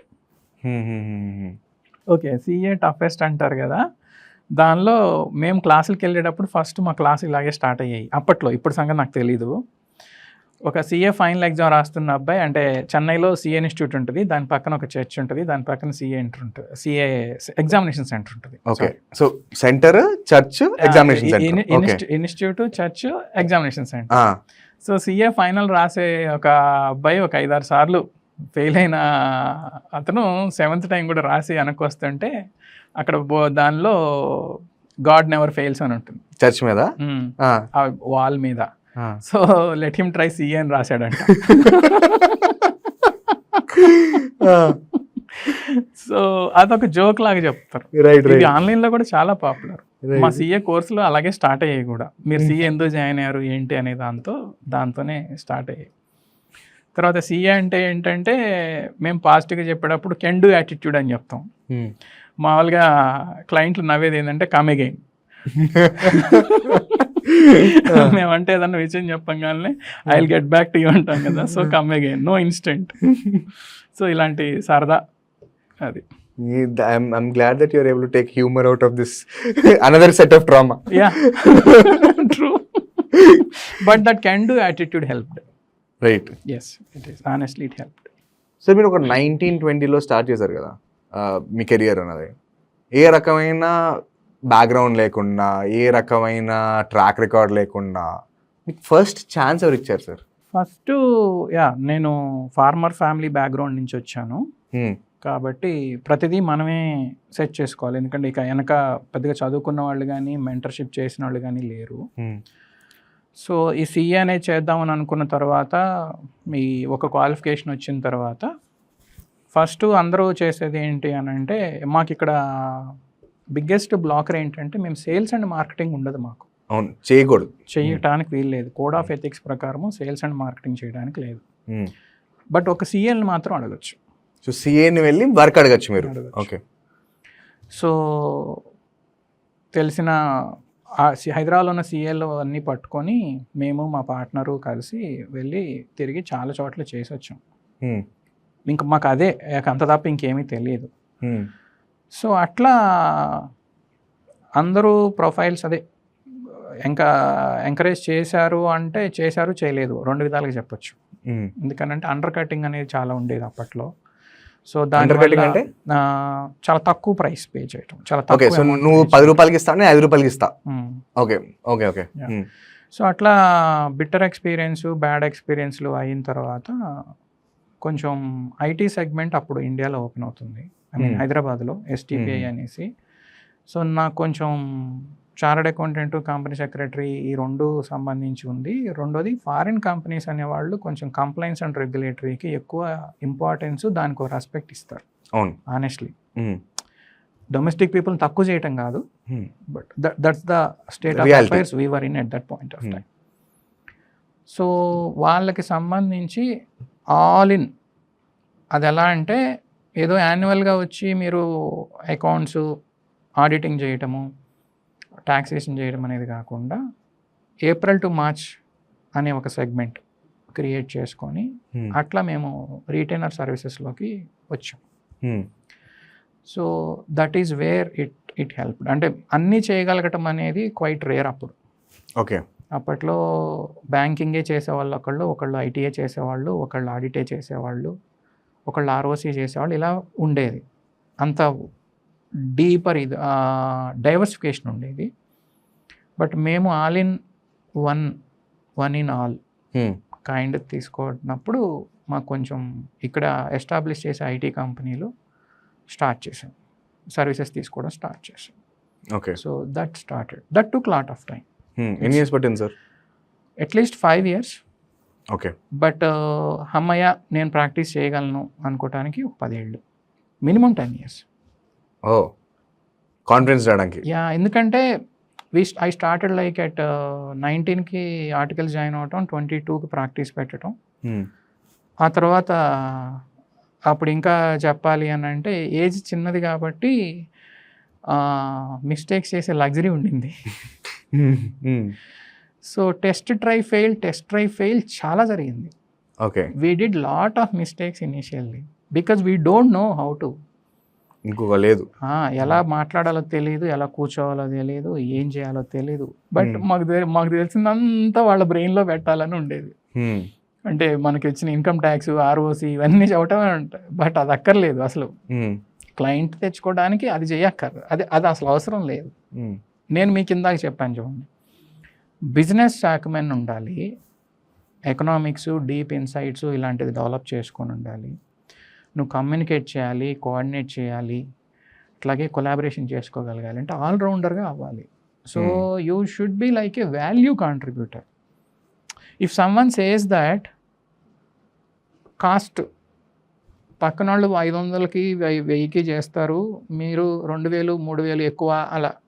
Of course అది చాలా చిన్న నెంబర్ అనుకోండి, కంపారబుల్ చేసే నెంబర్స్ కావు. కాస్ట్ కాన్షియస్ నుంచి వాల్యూ కాన్షియస్గా ఉన్న క్లయింట్ కనుక మీ దగ్గర ఉంటే గ్రోత్ ఉంటుంది, మీకు గ్రోత్ ఉంటుంది. Okay.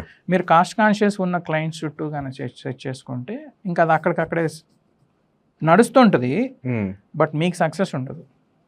Okay. So cost, value, premium, luxury అనేది చేసుకుంటే, కాస్ట్లో ఉంటే సిఎల్ ఆర్ ఇన్ డేంజర్, వాల్యూలో ఉంటే ఎస్ ఇట్ ఈస్ ఫైన్.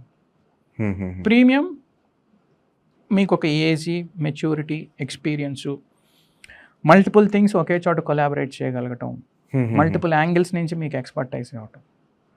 ఇక్కడ అందరికీ అంటే అన్నీ తెలిసేమి రాము, కొన్ని తెలుసు, కొన్ని తీసుకురాగలుగుతాం టేబుల్కి, అది ప్రీమియంలోకి వెళ్తాం. లగ్జరీ అంటే ఇంకా అసలు ఆ సెగ్మెంట్ నాకు తెలియదు. ఇప్పుడు మీరు 5 years నాకు పట్టింది ఒక ప్రాక్టీస్ ఎస్టాబ్లిష్ చేయడానికి, 10 years వరకు స్ట్రగుల్ అయ్యాము అని చెప్తున్నారు కదా సార్.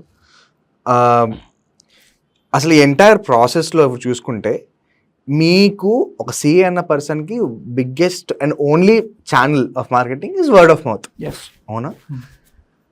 ఏ టైంలో మీ పేరు అన్నది ఫాస్ట్గా పాకడం మొదలెట్టింది? At what stage of your career? Maybe after 5th year. Okay. జనరల్గా ఏంటంటే ఈ బై డిఫాల్ట్ అది బై వర్డ్ ఆఫ్ మౌతే. సో మాకు సేల్స్ మార్కెటింగ్ అనేది లేదు కాబట్టి by default word of mouth. ఇప్పుడు మన క్లయింట్ అనేవాళ్ళు ఎవరన్నా వాళ్ళ ఫ్రెండ్స్ ఫోన్ చేయగానే మన పేరు తప్ప వేరే పేరు రాకపోతే మనం సక్సెస్ అయినట్టే. So that happens from 5th or 6th year onwards. So yeah, at 22 we started. Now I'm 47. Almost 25 years of career. Yeah, a lot. దీనిలో అడ్వాంటేజ్ కనిపించింది డ్యూయల్ క్వాలిఫైడ్ అవటం. Okay. Chartered accountant, company secretary. Yes, ప్రాబ్లమ్ని చూసే తీరు మారుతుంది, అది advantage. So హైదరాబాద్లో strike that ఇండియాలో one of the biggest firms is yours, right? You're doing really good job కదా. And if I have to say names, right నుంచి ఒక క్రికెటర్ నుంచి ఒక సినిమా హీరో వరకు, పొలిటీషియన్స్ నుంచి ఇండస్ట్రియలిస్ట్ వరకు, స్టార్ట్అప్ ఫౌండర్ నుంచి all the way up to ఒక పెద్ద ఎంటర్ప్రైజెస్ వరకు, you have very set of clientele కదా. ఇంత ప్రీమియం క్లయింటల్ రావడానికి అసలు ఏం చేశారు సార్? అది వాల్యూవా ప్రీమియమా అనేది ఒకటి చూద్దాము, ఎందుకంటే ప్రీమియం వాల్యూ రెండు మిక్స్ అయి ఉంటుంది మా దగ్గర. ఓకే. బట్ మీరు చెప్పినట్టు అందరికీ ఉంటుంది యాక్చువల్గా. It's not, I can honestly say it is not my USP and all these things, because again నా యూఎస్పీ గురించి నేను చెప్పుకోకూడదు కాబట్టి ఈ క్వశ్చన్ నేను పెద్దగా ఆన్సర్ చేయట్లేదు. మెయిన్ నేను ఇందాక చెప్పిన పరిఫరీ ఉంది కదా, సిఏ ప్లస్ సిఎస్ ఎక్స్పర్టీస్, దాంతో పాటు బిజినెస్ అర్థం చేసుకోవాలి, రైట్? దారులు వెతకాలి. క్లయింట్లు మీ దగ్గరకు వచ్చేది ఇది కాదండి అని అనిపించుకోవటానికి కాదు, ఇది కాదండి కానీ ఇలా కూడా అని చెప్పాలి. అది మీరు వెతకాలి. That should be your core foot. ఇది నా కంటెస్ట్లో చెప్పట్లేదు, just for every CA fraternity or like upcoming CS కూడాను. థింకింగ్ ప్రాసెస్లో అనేది ఖచ్చితంగా చేంజ్ ఉండాలి. ఇప్పుడు క్లయింట్ మీ దగ్గరకు వచ్చినప్పుడు అతనికి మీకు వచ్చిన ఇన్కమ్ ట్యాక్స్, మీకు వచ్చిన కంపెనీస్ యాక్ట్ చెప్పడం గురించి అయితే వాళ్ళు ఏం టైం వేస్ట్ చేసుకోరు. వాళ్ళు బై డిఫాల్ట్ ఏముంటారంటే అవన్నీ నువ్వు చూసేసుకుంటావు, what else you can do, or వాళ్ళు ఎక్స్పెక్ట్ చేయకపోయినా what else you can bring it to the table. అలాంటప్పుడు వాళ్ళకి వాల్యూ ప్రీమియం దానిలో ఉండగలుగుతారు. ఓన్లీ దీనిలో ఉన్న వాళ్ళు ఏంటంటే కంప్లైంట్స్, ఇప్పుడు వివేక్ ఐటీ రిటర్న్ ఫైల్ చేయాలి, ఇంకా నాకు వివేక్కి సంబంధం లేదు, సంవత్సరంకి ఒకసారి అనుకుంటే దానికి అంత చామ్ ఉండదు.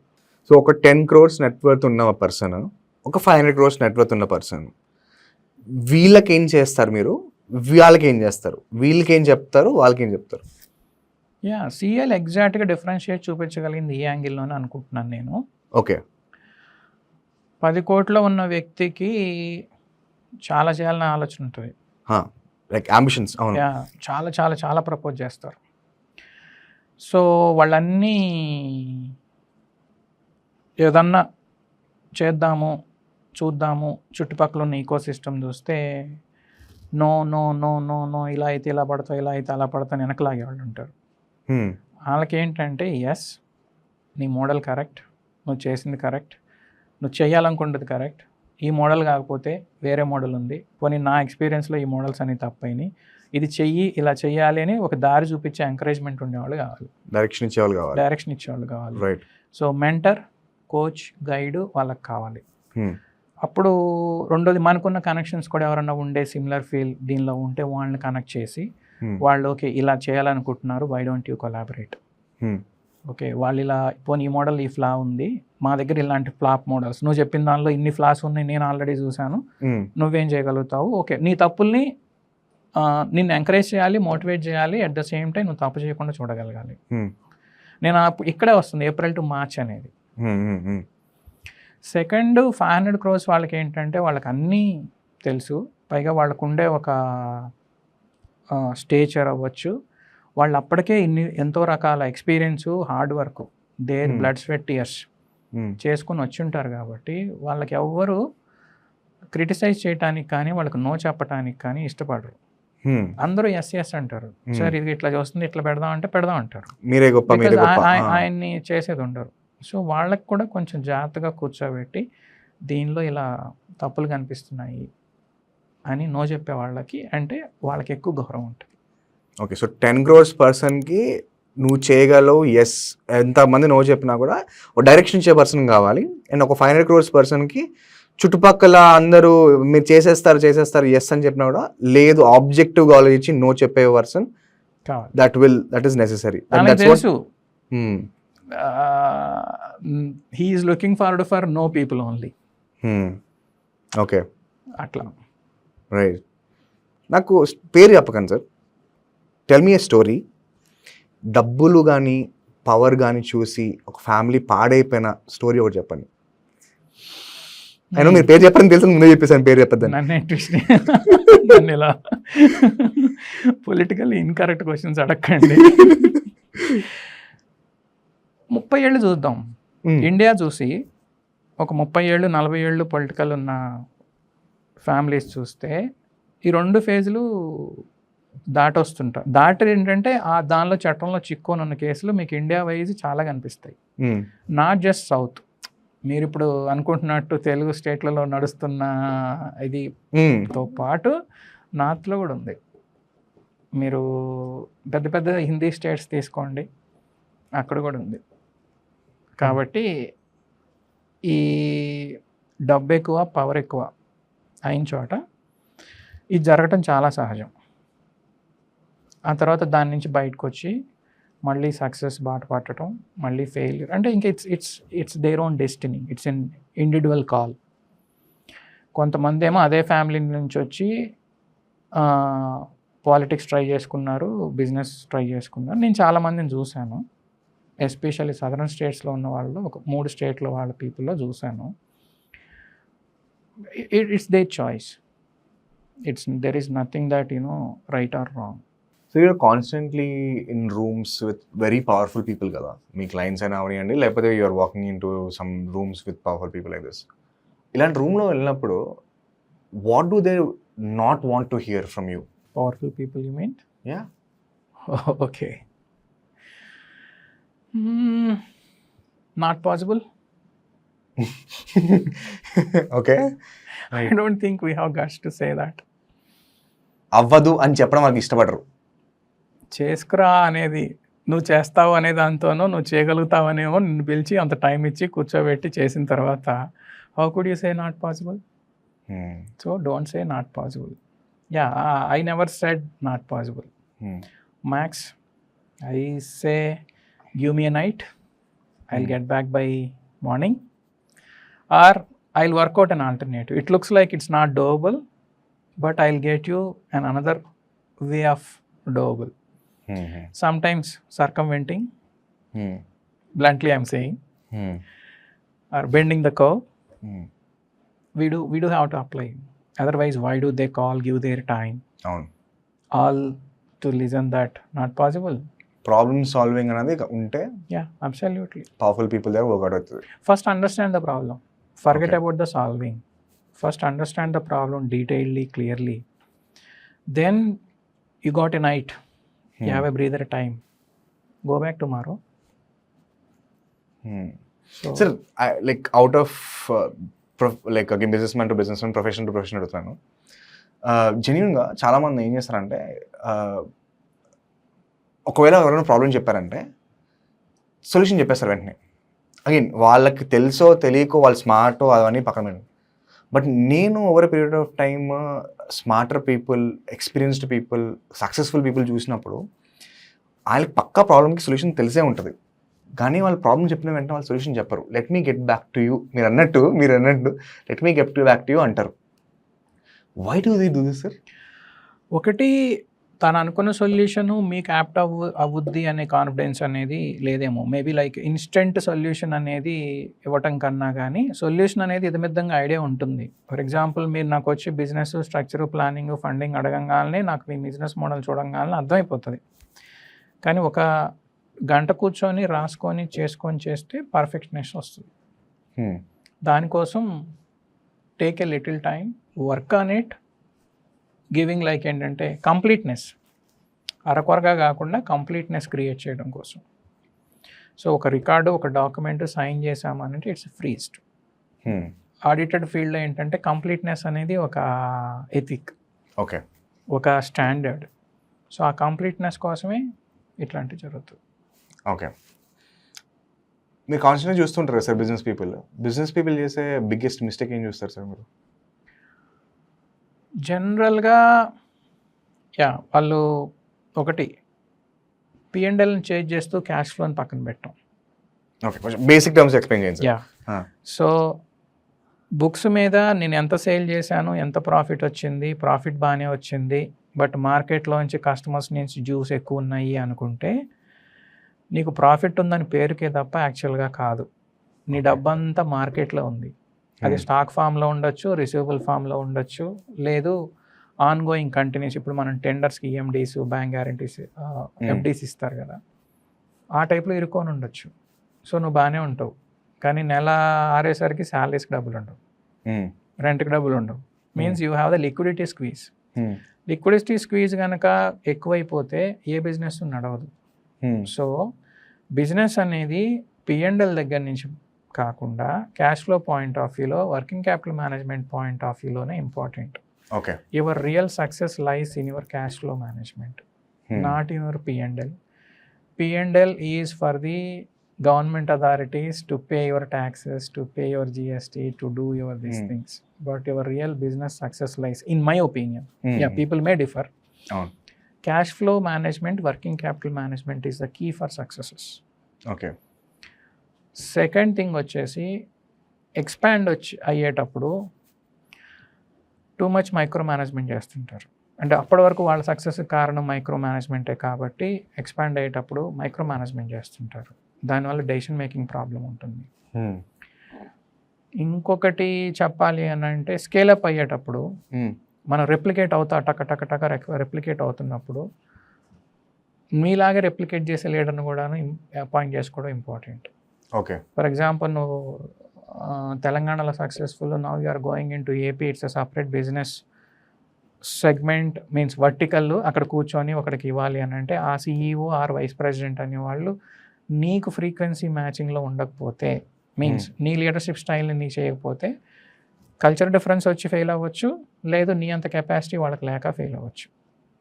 అఫ్కోర్స్ మనం ఎగ్జాక్ట్గా యాపిల్స్ టు యాపిల్స్ క్రియేట్ చేయలేము, రైట్. బట్ లీడర్స్ని సెలెక్ట్ చేసుకోవడంలో.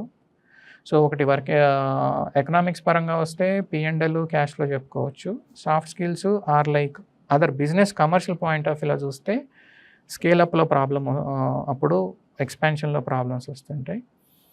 అది కూడా దాటి చూసేది ఫండింగ్. అప్పుడు సరి అయిన స్ట్రక్చర్ చేసుకోకపోవడం వల్ల ఫండింగ్ అనేది ఎలా తీసుకురావాలి, ఎలా సెట్ చేసుకోవాలి, బ్యాంక్ ఫండింగా, డైల్యూషన్ అనుకున్నప్పుడు స్ట్రక్చర్ పరంగా రోల్స్ అండ్ రెస్పాన్సిబిలిటీస్ ఏముంటాయి, ఇన్వెస్టర్కి రైట్స్ అండ్ ఆబ్లిగేషన్స్ ఏముంటాయి, బోత్ వేస్, ఇన్వెస్టర్కి అలాగే యాజ్ ఏ ప్రమోటర్కి. ఓకే. ఈ మిస్ మ్యాచ్ అనేది చేయటం వల్ల బిజినెస్లో కాన్ఫ్లిక్ట్ ఆఫ్ ద ఒపీనియన్ వచ్చేస్తుంది. నేను ఇది చేద్దాం అనుకుంటా, నేను డబ్బు పెట్టానని ఇన్వెస్టర్ అన్నా, లేదు నువ్వు just only investor nothing to do అన్నా, లేదు మీ ఇద్దరి మధ్య అగ్రిమెంట్ ఫామ్ సరిగ్గా లేకపోతే, జనరల్గా ప్రతిదీ బాగున్నాళ్ళు బాగానే ఉంటుంది, ప్రాబ్లం వచ్చినప్పుడే ఈ పేపర్ వర్క్ చాలా ఇంపార్టెంట్ అవుతుంది. బట్ పేపర్ వర్క్ అనేది డే 1 నుంచి స్ట్రింజెంట్గా స్ట్రాంగ్గా పెట్టుకుంటే మీకు పీస్ ఆఫ్ మైండ్ ఉంటుంది. సో ఈ 4-5 రకాల ప్రాబ్లమ్స్ బిజినెస్ వాళ్ళు చూస్తూ ఉంటాం. ఇదంటే మేజర్గా ఇష్యూ వచ్చేది తెలియకపోవడం వల్లేనా, ఇగ్నోరెన్సేనా? తెలియకపోవటం అనుకోవటానికి లేదు, ఓవర్ కాన్ఫిడెన్స్. ఎందుకంటే బిజినెస్ నడుపుతున్న తర్వాత ఒక స్టేజ్కి వచ్చిన తర్వాత ఇలాంటివి వాళ్ళ కొలీగ్స్ ద్వారా కూడా వింటూ ఉంటారు. వాళ్ళ బిజినెస్ సర్కిల్లో ఉన్న పీపుల్ ద్వారా కూడా వింటూ ఉంటారు. కొంతమంది ఇంపార్టెన్స్ ఎవరు లేదు, నేను మేనేజ్ చేసుకోగలను, చలాయిచ్చుకు రాగలను అని కాన్ఫిడెన్స్తో ఉంటారు. నాకు అక్కర్లేదు ఇంత ఇది అనే దానిలో ఉంటారు. ఇంకో క్వశ్చన్ అవుతాను సార్, బిజినెస్ ఓనర్స్ తెలిసి చేసే మిస్టేక్స్ ఏంటి సార్? తెలిసి చేసేది ఒక దాన్ని ఏమంటాం,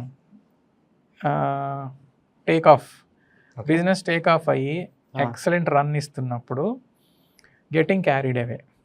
everything looks to be doable and I'm the king, I'm the number 1, nothing can stop me, or there is nothing in this world I can't conquer, there is no obstacle for me to stop me, my success, my business, my scale of heights అనే దానిలో carried away ఉంటారు. జనరల్గా carried అవేనే ఉంటుంది. అంటే కొన్ని business ఫ్యామిలీస్లో ఉంటుంది, ఎంత ఇది అంటే ఎంత గ్రోత్ వచ్చినా ఎంత స్కేల్ వచ్చినా సరే స్టిల్ ఇట్ ఆపరేట్స్ లైక్ ఒక వెల్ ఆయిల్డ్ మిషనరీ లాగా పనిచేస్తుంటుంది. అంటే కొంతమంది ఏం ఎగ్జాంపుల్స్ చెప్తారని అంటే, ఇప్పుడు మనం ఒక ఎలిఫెంట్ లాగా ఉన్నాము, ఆక్టోపస్ లా ఉండాలి. ఓకే. స్ట్రాంగ్గా స్ట్రెంగ్త్గా ఉంటాం ఎలిఫెంట్ లయన్లా. ఆక్టోపస్ అయితే ఒక కాలు పోతే ఇంకొక మిగతా కాళ్ళు పనిచేస్తాయి. Right right right. అందుకని మన కొన్ని బిజినెస్ వాటిలో కూడా ఈ మధ్య కొన్ని ఆన్లైన్లో కూడా కనపడింది ఇట్లా రిస్క్ మిటిగేషన్. అంటే నువ్వు ఒక ప్రాబ్లం వస్తున్నా సరే మిగతా ఇంబైబ్ చేసుకుంటూ ముందుకెళ్ళాలి. Interesting. So business has to run like an octopus. ఒక లెగ్ పోయినా సరే నడుస్తుంటుంది అంతే, ఆటోమేటిక్గా దట్ కీప్స్ ఆన్ మూవింగ్.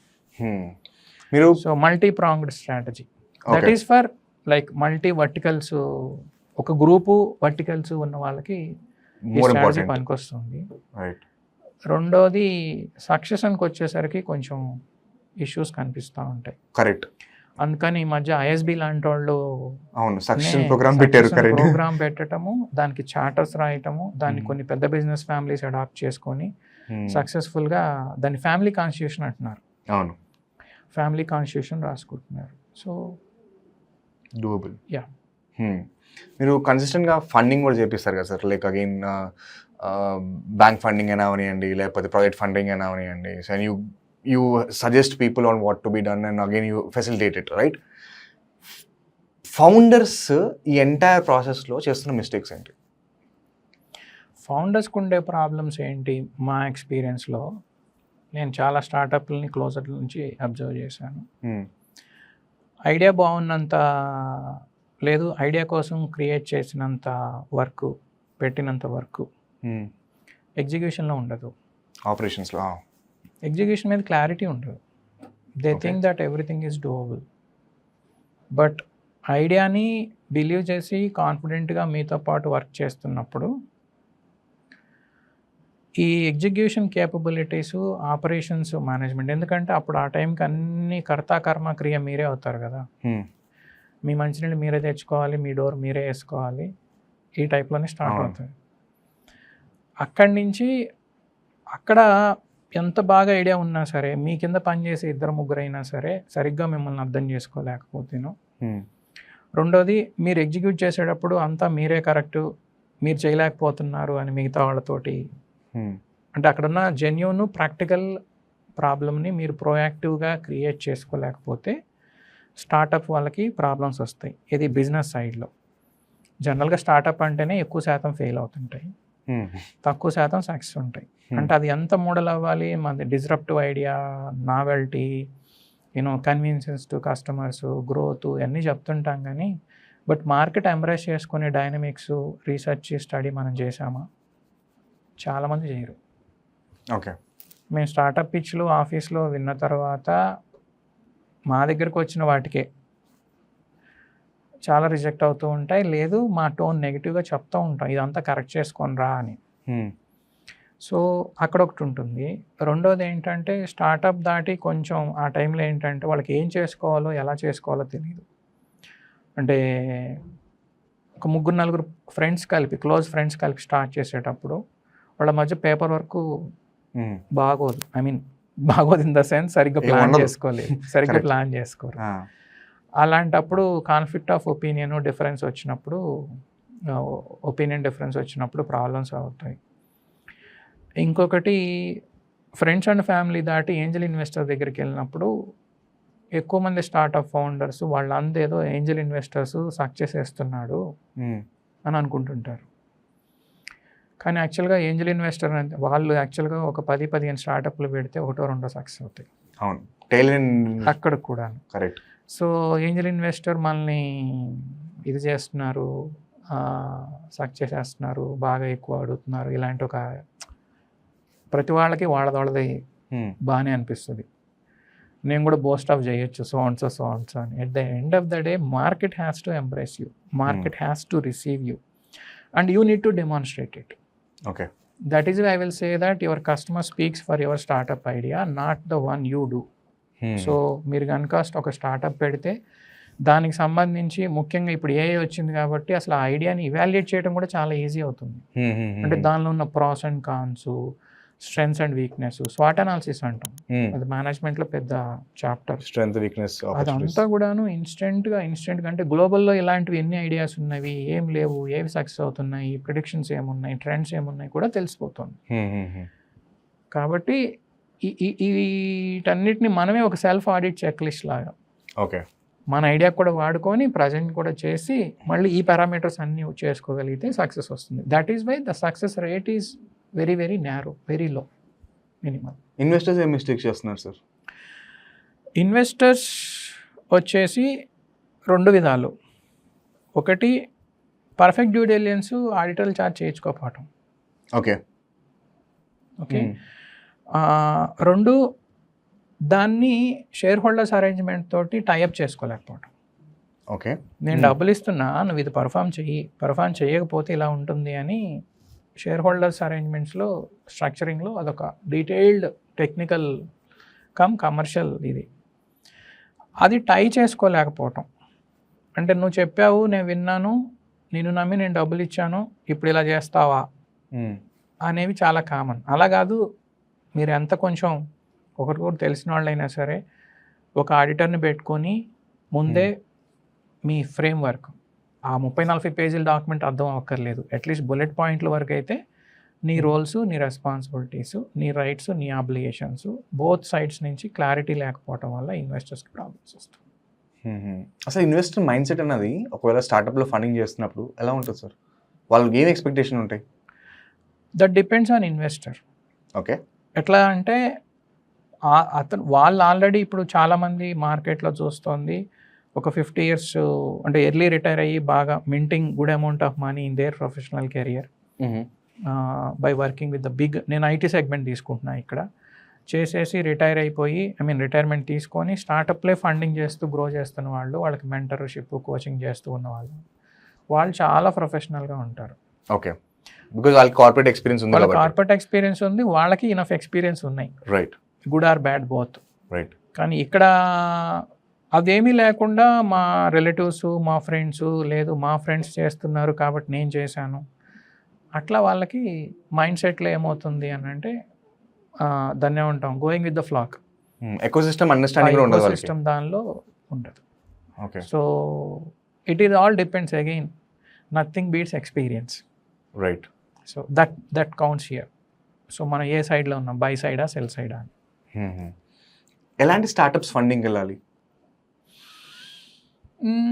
ఈ పర్టికులర్ ఈ టైంలో సార్? ఎందుకంటే చాలా చేంజెస్ వస్తున్నాయి కదా, and I want talk about that also with you. Okay. ఈ టైంలో whether so many changes happening because of one keyword AI.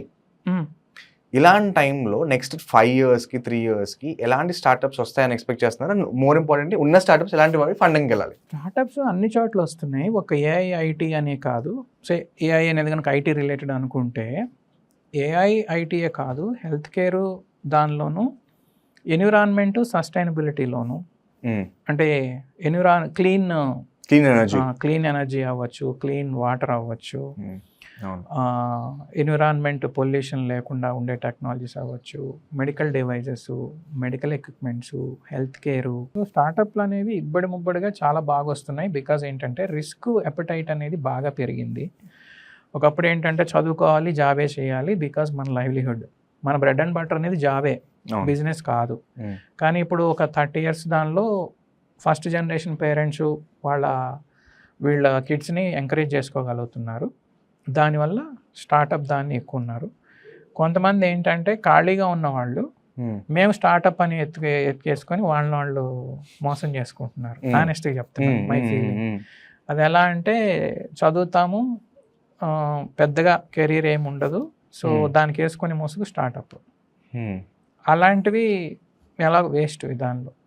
కానీ చదువుకొని ఒక 4-5 years పనిచేసి నీ ఐడియా నీ కార్పొరేట్లో రెస్పెక్ట్ ఉండదు. ఎందుకంటే కార్పొరేట్ అని చాలా పెద్దది ఉంటుంది, ఎందుకంటే అంత రిస్క్ తీసుకోలేదు.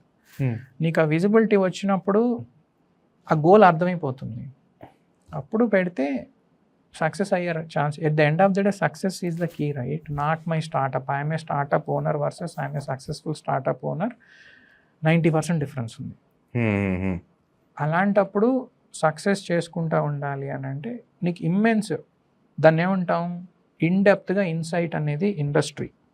అది ఏ అయితే ఐటీ అయితే ఐటీ, ఏదో ఒకటి. 2 డెప్త్ అనేది ఎంత బాగుంటే అంత మంచిది. ఎక్కువ డెప్త్ కావాలి ఆ సబ్జెక్ట్ మీద కావచ్చు, ఆ ప్రాబ్లం మీద. నువ్వు ప్రాబ్లమ్ని సాల్వ్ చేయగలగాలి, లేదు డిస్రప్టివ్గా అయి ఉండాలి, లేదు నీకు ఒక కన్వీనియన్స్ అనేదన్నా తీసుకొచ్చి పెట్టాలి. అంటే కస్టమర్ ఓరియంటెడ్లో నువ్వు థింక్ చేయాలి. మీరు ఎంత టెక్నాలజీ అయినా సరే.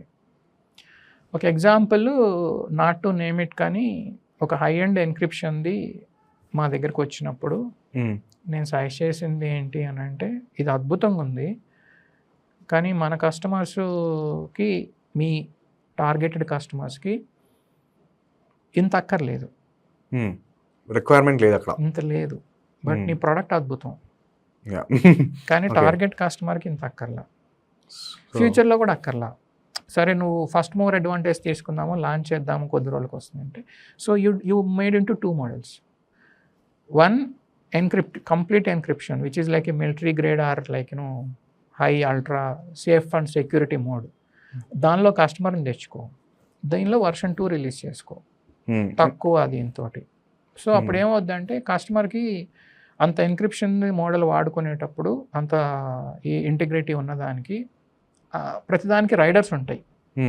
నువ్వు ముందుకు వెళ్ళాలని అంటే, నువ్వు టైప్ చేసి సెండ్ చేయాలంటే జస్ట్ ఏదో క్లిక్ ఆఫ్ ద బటన్ అవ్వదు, నీ ఫేస్ స్కాన్ కూడా అవ్వాలి ప్రతిదానికి. Because it is watching and it is watching every dam step. Maybe కస్టమర్కి అక్కర్లేకపోవచ్చు. సో 2 ప్రోడక్ట్లో విడదీయటం జరిగింది. ఓకే. సో అట్లా, so పివటింగ్, you need to find out the target audience. Okay. Identify the target and figure out the suitability of your target audience versus the product or services that you are doing. Then honestly చెప్పాలంటే failure rate తక్కువ ఉంటుంది అది. 2026లో bad CA అంటే ఏంటి sir? What is your definition of a bad CA in 2026? నేను సిఏఎల్ పక్షపాతి అంటే, I mean I support my CA, so there is no bad CA or for that matter good CA bad CA అని కాదు. యాక్చువల్గా మేము mostly client centric and client specific, వాళ్ళని బట్టే ఉంటుంది మా ఇది కూడా. ఇంకా బ్యాడ్ గుడ్ అని పక్కన పెడితే నేర్చుకోవాల్సింది ఏంటి అని అంటే, if anyone is not adapted in ఏఐని అడాప్ట్ చేసుకోకపోతే ఎస్, అదొక రాంగ్ ప్రాక్టీస్, రాంగ్ అప్రోచ్ అవుతుంది. మీరు చేస్తున్నారు సార్ అడాప్షన్? యా, ఖచ్చితంగా. What are you using AI on? Honestly everything, Oh. In everything. మీరంటే మీరా లేకపోతే మీ టీమా? మొత్తం. Okay, organization as an Yes, organization. yes, oh yes, very yes, interesting. yes. And I'm happy about it. I'm liking it. Emails చేసుకోవటానికి, email మేనేజ్మెంట్కి, ఫాలోఅప్స్కి, next work flow మేనేజ్మెంట్కి, నెక్స్ట్ మనం చేసుకున్న వర్క్ని చెక్ చేసుకోవటానికి, అంటే మేము ఏఐ బేస్ చేసుకొని మా వర్క్ని ఆడిట్ చేసుకుని మా ఎఫిషియన్సీని, ప్రొడక్టివిటీని పెంచడం వల్ల మీకు at the end of the day ఒక రెగ్యులేటరీలో కనుక తీసుకుంటే ఏఐ వాడి చేస్తే నోటీసులు తక్కువే వస్తున్నాయి. అంటే నెంబర్ 2, ఎక్స్పెరిమెంట్ చేశారా? ఎస్ చేసాం. ఓకే, చేశాను, చెప్తాను. ఇంట్రెస్టింగ్. అలాగే ఆ వచ్చే నోటీసులకి మాకున్న ఇది ఉపయోగించి ఏఐతో రాసుకున్న నోటీసులకి డిపార్ట్మెంట్ నుంచి వచ్చే నెగిటివ్ రిజల్ట్ ఎర్లియర్ ఉన్నది ఏదైతే ఉందో అది ఆల్మోస్ట్ 0 అయిపోయింది. Because they are not able to counter our argument. Okay, so ఒక ఎగ్జాంపుల్ చెప్తా. ఒక ఇన్కమ్ ట్యాక్స్ స్క్రూటినీ నోటీస్ వచ్చింది అని అంటే ఏఐ ఉపయోగించి మేము రిప్లై రాస్తాం, కానీ ఏఐ మాత్రమే ఉపయోగించి రాయం. మేము రాసుకుంటాం, తర్వాత ఎన్హాన్స్ చేసుకుంటాం, కరెక్ట్. తర్వాత దాన్ని మళ్ళీ డౌన్లోడ్ చేసుకుని మేము ఎడిట్ చేసుకుంటాం. అంటే మేము మా జడ్జిమెంటల్ వ్యూ యాడ్ చేసుకుంటాం. కాబట్టి ఏఐ చెప్పింది కదా అని కట్ కాపీ పేస్ట్ ఏం చెయ్యం. ఫర్ ఎగ్జాంపుల్ ఏఐతో ఉండేది ఏంది అని అంటే అది ఒక ఉపయోగించుకోవడం, అది ఎట్లా ఉపయోగించుకోవడం అనేది తెలియడమే ఇంపార్టెంట్. ఇప్పుడు మీకు నోటీస్ ఇస్తా, ఓకే మీరు రాయండి, మీకు వచ్చే రిప్లై వేరు, నాకు వచ్చే రిప్లై వేరు, రెండు సేమ్ ఏఐని, ఇద్దరం క్లాడే తీసుకుందాం. ఏఐలో కాన్సెప్ట్ ఉంటుంది, garbage in garbage out. Yes, నువ్వు ఏదిస్తే అంటుంది. సో అక్కడ నా విజ్డము, నా నాలెడ్జ్, నా ఎక్స్పీరియన్స్ ఏఐ అవుట్పుట్ ని బాగా పెంచుతుంది. Right. That is where efficiencies, effectiveness బాగా పెరుగుతున్నాయి. ఇప్పుడు మేము గవర్నమెంట్కి ఇచ్చే రిప్లై ఇదివరకు ఒక నోటీస్కి 2 గంటలు కూర్చొని రాసిన దానికి ఇప్పుడు నేను ఒక అరగంట 45 నిమిషాలు రాయగలుగుతున్నాను. ఇదివరకు రాసిన దానికన్నా బాగా రాయగలుగుతున్నాను. ఎందుకంటే అంత టైం పెట్టలేను కదా ఎర్లియర్ సిచ్యుయేషన్లో. ఇప్పుడు ఇంకా పెట్టుతున్నాను, సో చూసుకుంటున్నాను, రాస్తున్నాను. దానివల్ల సక్సెస్ రేట్ డ్రాస్టికల్గా ఇంక్రీజ్ అయింది. సో మేము వాడుతుంది ఇప్పుడు విస్పర్ ఫ్లో వాడి, విస్పర్ ఫ్లోతో ఈమెయిల్స్ మనకి వాయిస్ టు టెక్స్ట్ లాగా ఈమెయిల్స్ మొత్తం విస్పర్ ఫ్లోలో రాసుకొని టైం సేవ్ చేసుకోవచ్చు. క్లాడ్ లాంటి టూల్స్ ఉపయోగించుకొని మన ఈమెయిల్స్ ఇది పెట్టుకొని కనెక్ట్ చేసుకొని ఈమెయిల్స్ మేనేజ్మెంట్ చేసుకోవచ్చు. నెక్స్ట్ ముఖ్యంగా తెలుగు మాట్లాడే వాళ్ళు, నాన్ ఇంగ్లీష్ స్పీకింగ్ పీపుల్కి అదొక అద్భుతమైన టూల్. ఇక్కడ కాన్ఫిడెన్స్ ప్రాబ్లం వస్తుంది, మంచి ఇంగ్లీష్ రాయలేమని, క్లయింట్కి అర్థం కావట్లేదని, ఇట్లాంటివి, ఈ ప్రాబ్లమ్స్ అన్నీ ఉండవు. దాన్ని ఒక 2-3 సార్లు మనం చదవటం వల్ల మన ఇంగ్లీష్ దాన్ని కూడా ఇంప్రూవ్ చేస్తాం. రైట్ రైట్ కదా. సో ఇట్లాంటివన్నీ మేము చేసాం. అట్లాగే ఆడిటింగ్ వైపు, ట్యాక్స్ వైపు, రీకన్సిలేషన్ వైపు చూసి చాలా చాలా ఎఫెక్టివ్గా ఉపయోగించుకుంటున్నాం. సో నాకు అర్థమైంది AI is good or bad in the sense ఎక్కువ ఏమంటాం జాబ్స్ పోతున్నాయి, ఇలా అవుతుంది అలా అవుతుంది అన్నారు కదా. మనకి చాయిస్ లేదు. సో ఎక్కడైనా సరే టెక్లో పోతున్నాయి కదా సార్ జాబ్స్, మీ ఇండస్ట్రీలో కూడా పోతున్నాయి అంటారా? అడాప్షన్ ఉందా? ఏఐ అడాప్షన్ నడుస్తుంది. మీ అంత అగ్రెసివ్గా నేను చూసిన సిఎస్లో I think you are one of the top tier of adoption of AI. Yeah, adoption అనేది చేసుకొని తీరాల్సిందే, no choice. That's what my personal opinion. If you say that it's a mandatory, దాన్ని రిజెక్ట్ చేయటం అనేది ఇంపాసిబుల్, రిజెక్ట్ చేసి survive అవ్వటం అనేది impossible. నువ్వు అడాప్ట్ అవ్వటం తప్ప చాయిస్ లేదు. జాబ్స్ పోతున్నాయి కదా అందువల్ల ఇది సోషల్గానో మోరల్గానో అంటే ఆ డిస్కషన్లో నేను వెళ్ళదలుచుకోవట్లేదు. ఎందుకనంటే ఒక టెక్నాలజీ అనేది ఎప్పుడూ ఇలాంటి పరిస్థితి క్రియేట్ చేస్తూనే ఉంటుంది. కాకపోతే ఈసారి మాత్రం చాలా తక్కువ టైంలో చాలా ఎక్కువ ఇంపాక్ట్ వచ్చింది కాబట్టి కనిపిస్తుంది. సో ఇది సబ్సిడైజ్ అయ్యి అబ్జర్వ్ అవ్వటానికి టైం పట్టొచ్చు, fully sync in I mean. కానీ ఇది అడాప్ట్ చేసుకోకపోతే మాత్రం లైఫ్ లేదని మాత్రం కనిపిస్తుంది. And good part is it is increasing the efficiency and effectiveness of a CA article student semi qualified chartered accountant with an experience, with a fully qualified new chartered accountant and experienced chartered accountant like me. It is useful for everywhere. ఆనెస్ట్గా మా టీంలో నేను మాట్లాడేటప్పుడు మీరు ఏ వల్ల ఉపయోగపడ్డారా, productivity పెరిగిందా అని అంటే ఆనెస్ట్ ఆన్సర్ ఈజ్ ఎస్. వాళ్ళు మేము ట్రైనింగ్లో ఇంత టైం పీరియడ్లో ఇన్ని నేర్చుకోగలుగుతారు అనుకుంటే ఈ ఏఐ వల్ల చాలా ఎక్కువ నేర్చుకోగలుగుతున్నారు. That is good actually, in a good sense. So positive versus negatives చూస్తే అది లాంగ్ రన్స్లో ఎలా ఉంటుందో చెప్పలేను కానీ బట్ మాకు చాయిస్ లేదు. దాన్ని రిజెక్ట్ చేసే లగ్జరీ అయితే ఎవరికీ లేదు. And it is helping everyone. And at the same time it is testing the transparency angle of a chartered accountant also. Okay, ఏదన్నా క్లయింట్ దగ్గర టైమ్స్ బార్గెయిన్ చేయటానికో దీనికో ఏదన్నా ఒక లేమ్ ఎక్స్క్యూజ్ చెప్పారనుకోండి, క్లయింట్ నోస్ ఇట్. నెంబర్ 2, మనం ఇచ్చే standard. So there is no basic ఆన్సర్కి ఆల్రెడీ క్లయింట్ చాట్‌జీపీటీలు, క్లాడ్లు చేసుకొని మన దగ్గరకు ఒక దీంతో వస్తున్నారు. సో వాళ్ళకి నెక్స్ట్ లెవెలే చెప్పాలి. కాకపోతే ఇక్కడ గుడ్ థింగ్ ఏంటంటే మీకు వచ్చే ఆన్సర్లు వేరు, మాకు వచ్చే ఆన్సర్లు వేరు. కాబట్టి మాకు వచ్చే ఆన్సర్లు మాత్రం standard, correct, perfect. So AI is here to stay and adapt చేసుకొని ముందుకు వెళ్ళటం తప్ప వేరే మార్గం లేదు. And it is working good at the end of the day. చాలా మంది జాబ్స్ అనేది ఇట్ ఈస్ టూ ఎర్లీ. మా ప్రొఫెషన్స్ ఫైనాన్స్ అండ్ అకౌంటింగ్ ప్రొఫెషన్లో జాబ్స్ వెళ్ళిపోతున్నాయి అనేది నేను ఇంకా వినలేదు. అడాప్షన్ అయితే విన్నారు. అడాప్షన్ విన్నాము, అడాప్ట్ చేసుకుంటున్నాము. ఇంకా మేము నెక్స్ట్ లెవెల్ టెక్నాలజీస్ ఏమో నేను వెతుకుతున్నాం. అంటే నా ప్రిడిక్షన్ అయితే బై 2030 తర్వాత మా అవసరం ఏప్రిల్ టు మార్చ్ వరకు చాలా ఎక్కువ ఉంటుంది. జనరల్గా ఫైలింగ్ సీజన్ అప్పుడు పెద్ద ఉండకపోవచ్చు. ఎందుకనంటే ఈ రోజుల్లో వచ్చే స్టాట్యుటరీలు కానివ్వండి, రెగ్యులేటరీలో వచ్చే ఏ చేంజెస్ అయినా సరే వెంటనే నెలన్నర 2 నెలల్లో నోటీసులు వస్తున్నాయి తప్ప మీరు వెళ్ళి జూలై ఆగస్టులో ఆడిట్ చేసి తప్పులు వెతికి ఇంట్రెస్ట్లు పెనాల్టీలు కట్టించి ఇవన్నీ వరకు ఏం వెయిట్ చేయట్లేదు. సో గోయింగ్ ఫార్వర్డ్ ఇంకా టెక్నాలజీ అడాప్షన్ పెరిగిపోతే mostly this advisory and consulting is the key parameter and fee is there for it and there may not be any fee for filings. అంటే like I will say Vivek, I do handle your case only from April to March with an complimentary thing that I am taking care of the entire filings part also. Only July August టైంలో నన్ను వచ్చి audit చేసి sign చేసి ఇచ్చేదానికి పెద్దగా future లేదంటారు. Future అనేది తగ్గిపోతుంది. బట్ ఉంటుంది, మీరు ఫైల్ చేయాల్సింది. ఏది వచ్చినా సరే రెస్పాన్సిబిలిటీ ఎవరిది? నీది. సో జడ్జిమెంట్ ఎవరికి కావాలి? నీకు కావాలి. డెసిషన్ మేకింగ్ ఎవరి దగ్గర ఉండాలి? నీ దగ్గర ఉండాలి. సో ఏఐ వాడుకో, బట్ మనం ఏదో దానికి స్లేవ్ అయినట్టు లేదు, ఏఐ వచ్చి జాబ్ తీసేసినట్టు ఉండద్దు. రేపు అకౌంటింగ్లోనే ఏజెంట్కి ఏఐ వస్తుంది, అకౌంటింగ్కి వస్తుంది. సో మొత్తం చేసి పెడుతుంది, దానివల్ల టైం సేవ్ అవుతుంది.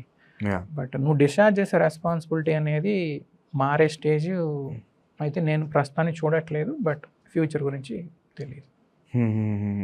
సో బేసిక్గా నేను నా అకౌంటెంట్ అన్న పర్సన్ వచ్చి నాది జిఎస్టీ ఫైల్ చేస్తారు, ఐటీ ఫైల్ చేస్తారు. ఆ కాన్వర్జేషన్ నుంచి నేను అందరూ ప్రతి CA they should move into I'm going to grow your business, I'm going దానికి పట్టుకురావాలి. Helping your business, right.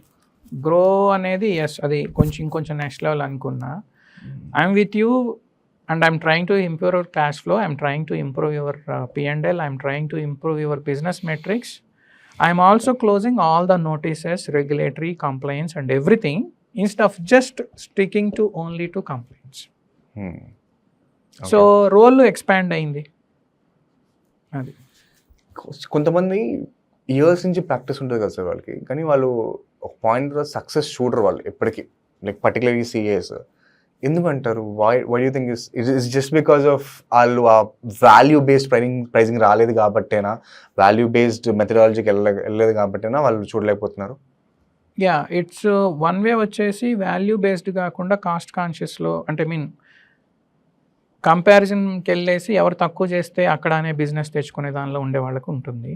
Because value కాన్షియస్లో ఏంటంటే ఒక రోజు లేట్ అయినా ప్రమోటర్కి అర్థమవుతుంది ఇతను ఉండబట్టే ఇది సాల్వ్ అయింది, లేదని అంటే సో మనం కూడాను మరీ కాస్ట్ కాన్షియస్ ఉండొద్దు అని అర్థమవుతుంది.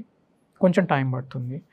2, మాకు బిజినెస్ అనేది క్రియేట్ అవడానికి చాలా ఎక్కువ టైం పడుతుంది. ఇందాక అన్నట్టు సేల్స్ మార్కెటింగ్ ఆపర్చునిటీ లేదు. రైట్. నెక్స్ట్ మా కోడ్ ఆఫ్ ఎథిక్స్ ప్రకారం కూడాను ఎవరితో వాడితే వాళ్ళతో మాట్లాడే పరిస్థితి కూడా లేదు. అవును. ఓకే, సో అలాంటి ఇప్పుడు వివేక్ వచ్చి మమ్మల్ని బిజినెస్ కన్సల్టింగ్ అడిగితే మేము ఇవ్వాలి తప్ప నేను ఇస్తాను నీ అంటే తిరగకూడదు. సో ఇలాంటి రిస్ట్రిక్షన్స్ వల్ల ఏంటంటే రీచ్ అనేది చాలా తక్కువ సెగ్మెంట్లో పనిచేస్తాం.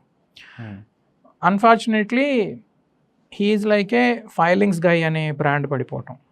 ఓకే. ఓన్లీ అదే పేపర్ వస్తే ఫైల్ చేస్తాడు అంతే తప్ప తాను కొత్తగా మనకేం చేశాడు అన్న దీనిలో ఉండటం. ఇంకొకటి సాఫ్ట్ స్కిల్ సైడ్లో కొంచెం డౌన్ ఉండటం. క్లయింట్ కమ్యూనికేట్ చేయి. సో వాళ్ళకి ఏమేమి చెప్పుకోవాలి, ఫస్ట్ నీ కాంపిటెన్స్ చూపించుకోవాలి. What are you capable? So you should be able to demonstrate when you get an opportunity. Number 2, you should care for them. Okay. To extent what? నా example అనుకో, మీరు extreme sir. Care for them. Number 3, character. Genuinely nice. నీకు ప్రాబ్లమ్స్ని independence and ఇంటెగ్రిటీస్ ఖచ్చితంగా ఉండాలి. So నువ్వు చెప్పేది negative అయినా సరే ఖచ్చితంగా చెప్పి తీరాలి. మన రోల్ అందరిలా కాదు, మనం ఒక అడ్వైజరు, మనం ఒక ఎంప్లాయీ కాదు, మనం అన్ని వైపుల నుంచి ఆలోచించి చెప్పాలి. సో ఖచ్చితంగా నో చెప్పాల్సి వచ్చినప్పుడు నో చెప్పాలి. ఓకే, సొల్యూషన్ ఫైండర్ అవ్వాలి. సార్ మీరు నాకు ఐటీ రిటర్న్స్ ఇచ్చారు, ఫైల్ చేశాను, ఆడిట్ ఇచ్చారు, చేసి వచ్చాను కాదు, something else you need to solve for them. అంటే ఇవి రియల్గా చేయక్కర్లేదు, మీ యాటిట్యూడ్ని ఆ డైరెక్షన్లో పెట్టుకోవాలి. Okay, I'm there for you Vivek. Yeah, right, that is different than I filed ever IT, I filed ever this thing. చాలామంది కొంతమంది అంటే చార్ట్ అకౌంట్ సంబంధించాడు, మా సీ అన్నీ చూసుకుంటారండి, నేను ఆయనకి ఫోన్ చేస్తాను, ఇంకా నాకు సంబంధం లేదు, is my go to man. అట్లా ఉండేవాళ్ళు అట్లా అయిపోయి, అంటే ఆ ట్రస్ట్ బాండింగ్ రిలేషన్షిప్స్ ఎంత డీప్ ఉంటాయి అంటే కొంతమంది ఒక వయసు వచ్చిన తర్వాత చార్ట్ అకౌంటెంట్లు వాళ్ళ ఇళ్లలో ఫ్యామిలీలో ఇష్యూస్ సాల్వ్ చేస్తూ ఉంటారు. Because he's the go to man and he's the trustworthy and then he thinks of the good for the family. So అక్కడ అంత లెవెల్, ఇవన్నిటికీ టైం టేకింగ్ కదా. సో పేషెన్స్ అనేది ఇంపార్టెంట్. సో నీకు competence, character, care అనేవి మన ఆఫీస్లో పెట్టుకొని ఇంక దాని రోజు చదువుకుంటే ఉంటుందేమో. కరెంట్ సిఏ ఎక్స్పీరియన్స్కి మీరు దేని మీద ఫోకస్ చేయమని సజెస్ట్ చేస్తారు sir? More than academics, practical exposure. Especially AI వచ్చిన తర్వాత నాలెడ్జ్ డ్రివెన్, మెమరీ డ్రివెన్ అనేది ఏదైతే ఉందో స్లోలీ ఇంపార్టెన్స్ తగ్గిపోతుంది.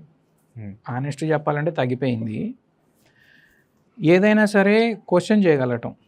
ఇప్పుడు నేను అన్నాను చూడండి, మీరు అడిగితే ఒకలాగా నేను అడిగితే ఒకలాగా వస్తుందని, అంటే బాగా అడగగలగటమే డిఫరెన్స్. ఈ బాగా అడగగలగటానికి, రిజల్ట్స్ డ్రైవ్ చేసుకోవటానికి మీకుండే నాలెడ్జ్, అంటే మీకు అకాడమిక్ నాలెడ్జ్ ఉంటుంది, దాన్ని ఎఫెక్టివ్గా యూటిలైజ్ చేసుకోవాలి. సో ఇక్కడ గేమ్ చేంజర్ ఎలా ఉంటుంది అని అంటే, you need to be focused towards as a solution driver. It's not like నేను ఇన్కమ్ ట్యాక్స్ రిటర్న్స్ ఫైల్స్ చేస్తున్నా, ఇంకా ఇప్పుడు 1000 చేస్తున్నా, ఇప్పుడు ఇంకో 10,000 చేస్తా అనేది కాదు. కొద్ది రోజుల తర్వాత ఇన్కమ్ ట్యాక్స్ టూల్స్ ఇవి చాలా డీపర్ అయిపోయి అవుతున్నాయి కూడాను. అన్నీ అవే చేస్తే చూస్తుంటే నీకు కూడాను మొనాటనీ వస్తుంది. నువ్వు నేర్చుకున్నది ఏముంటుంది అక్కడ, నీ గ్రోత్ ఏముంటుంది, నీ బ్రెయిన్ ఏం అప్లై చేస్తున్నావు.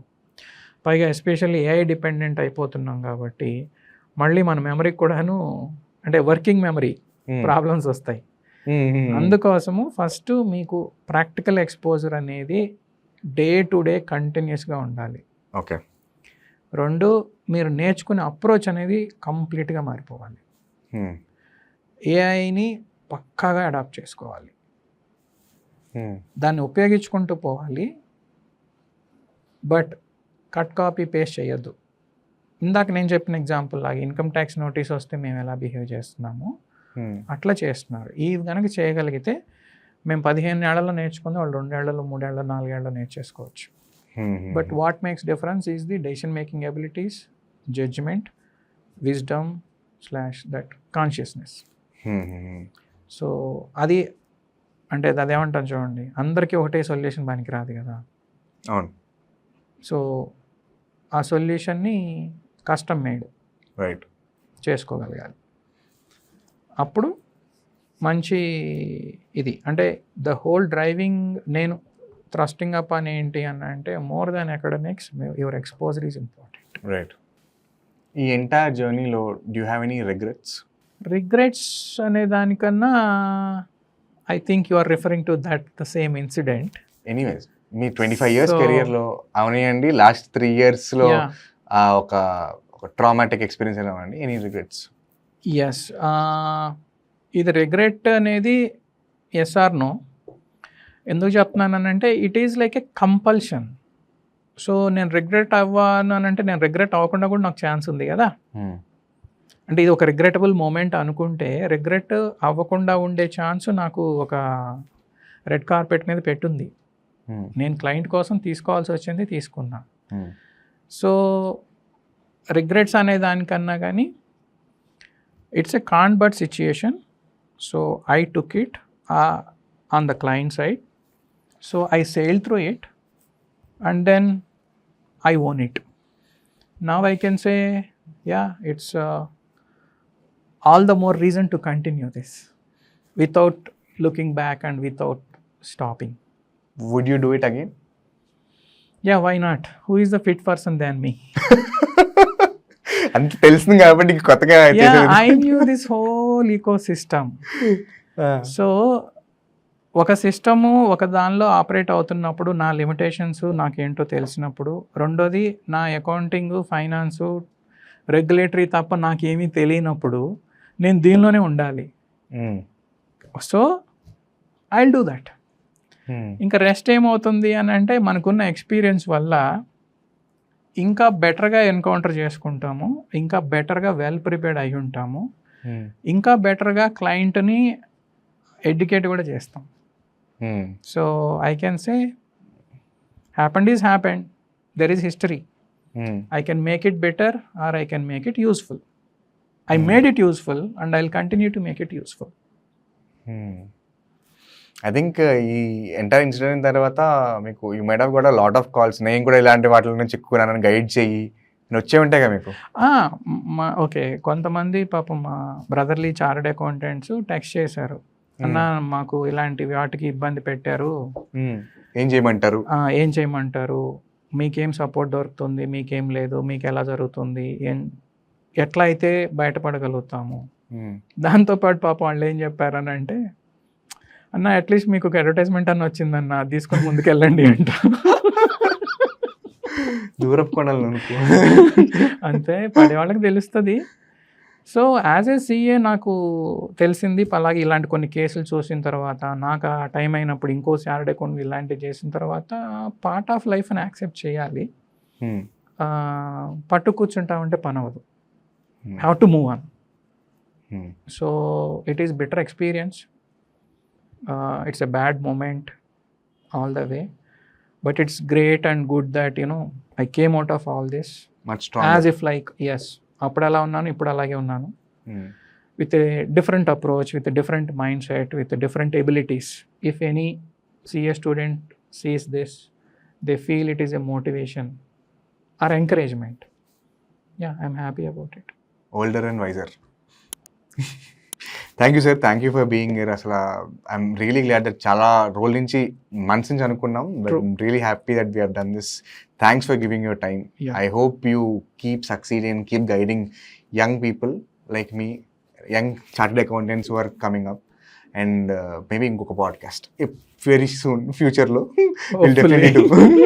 Done. Thank you sir, thank you very much. Thank you.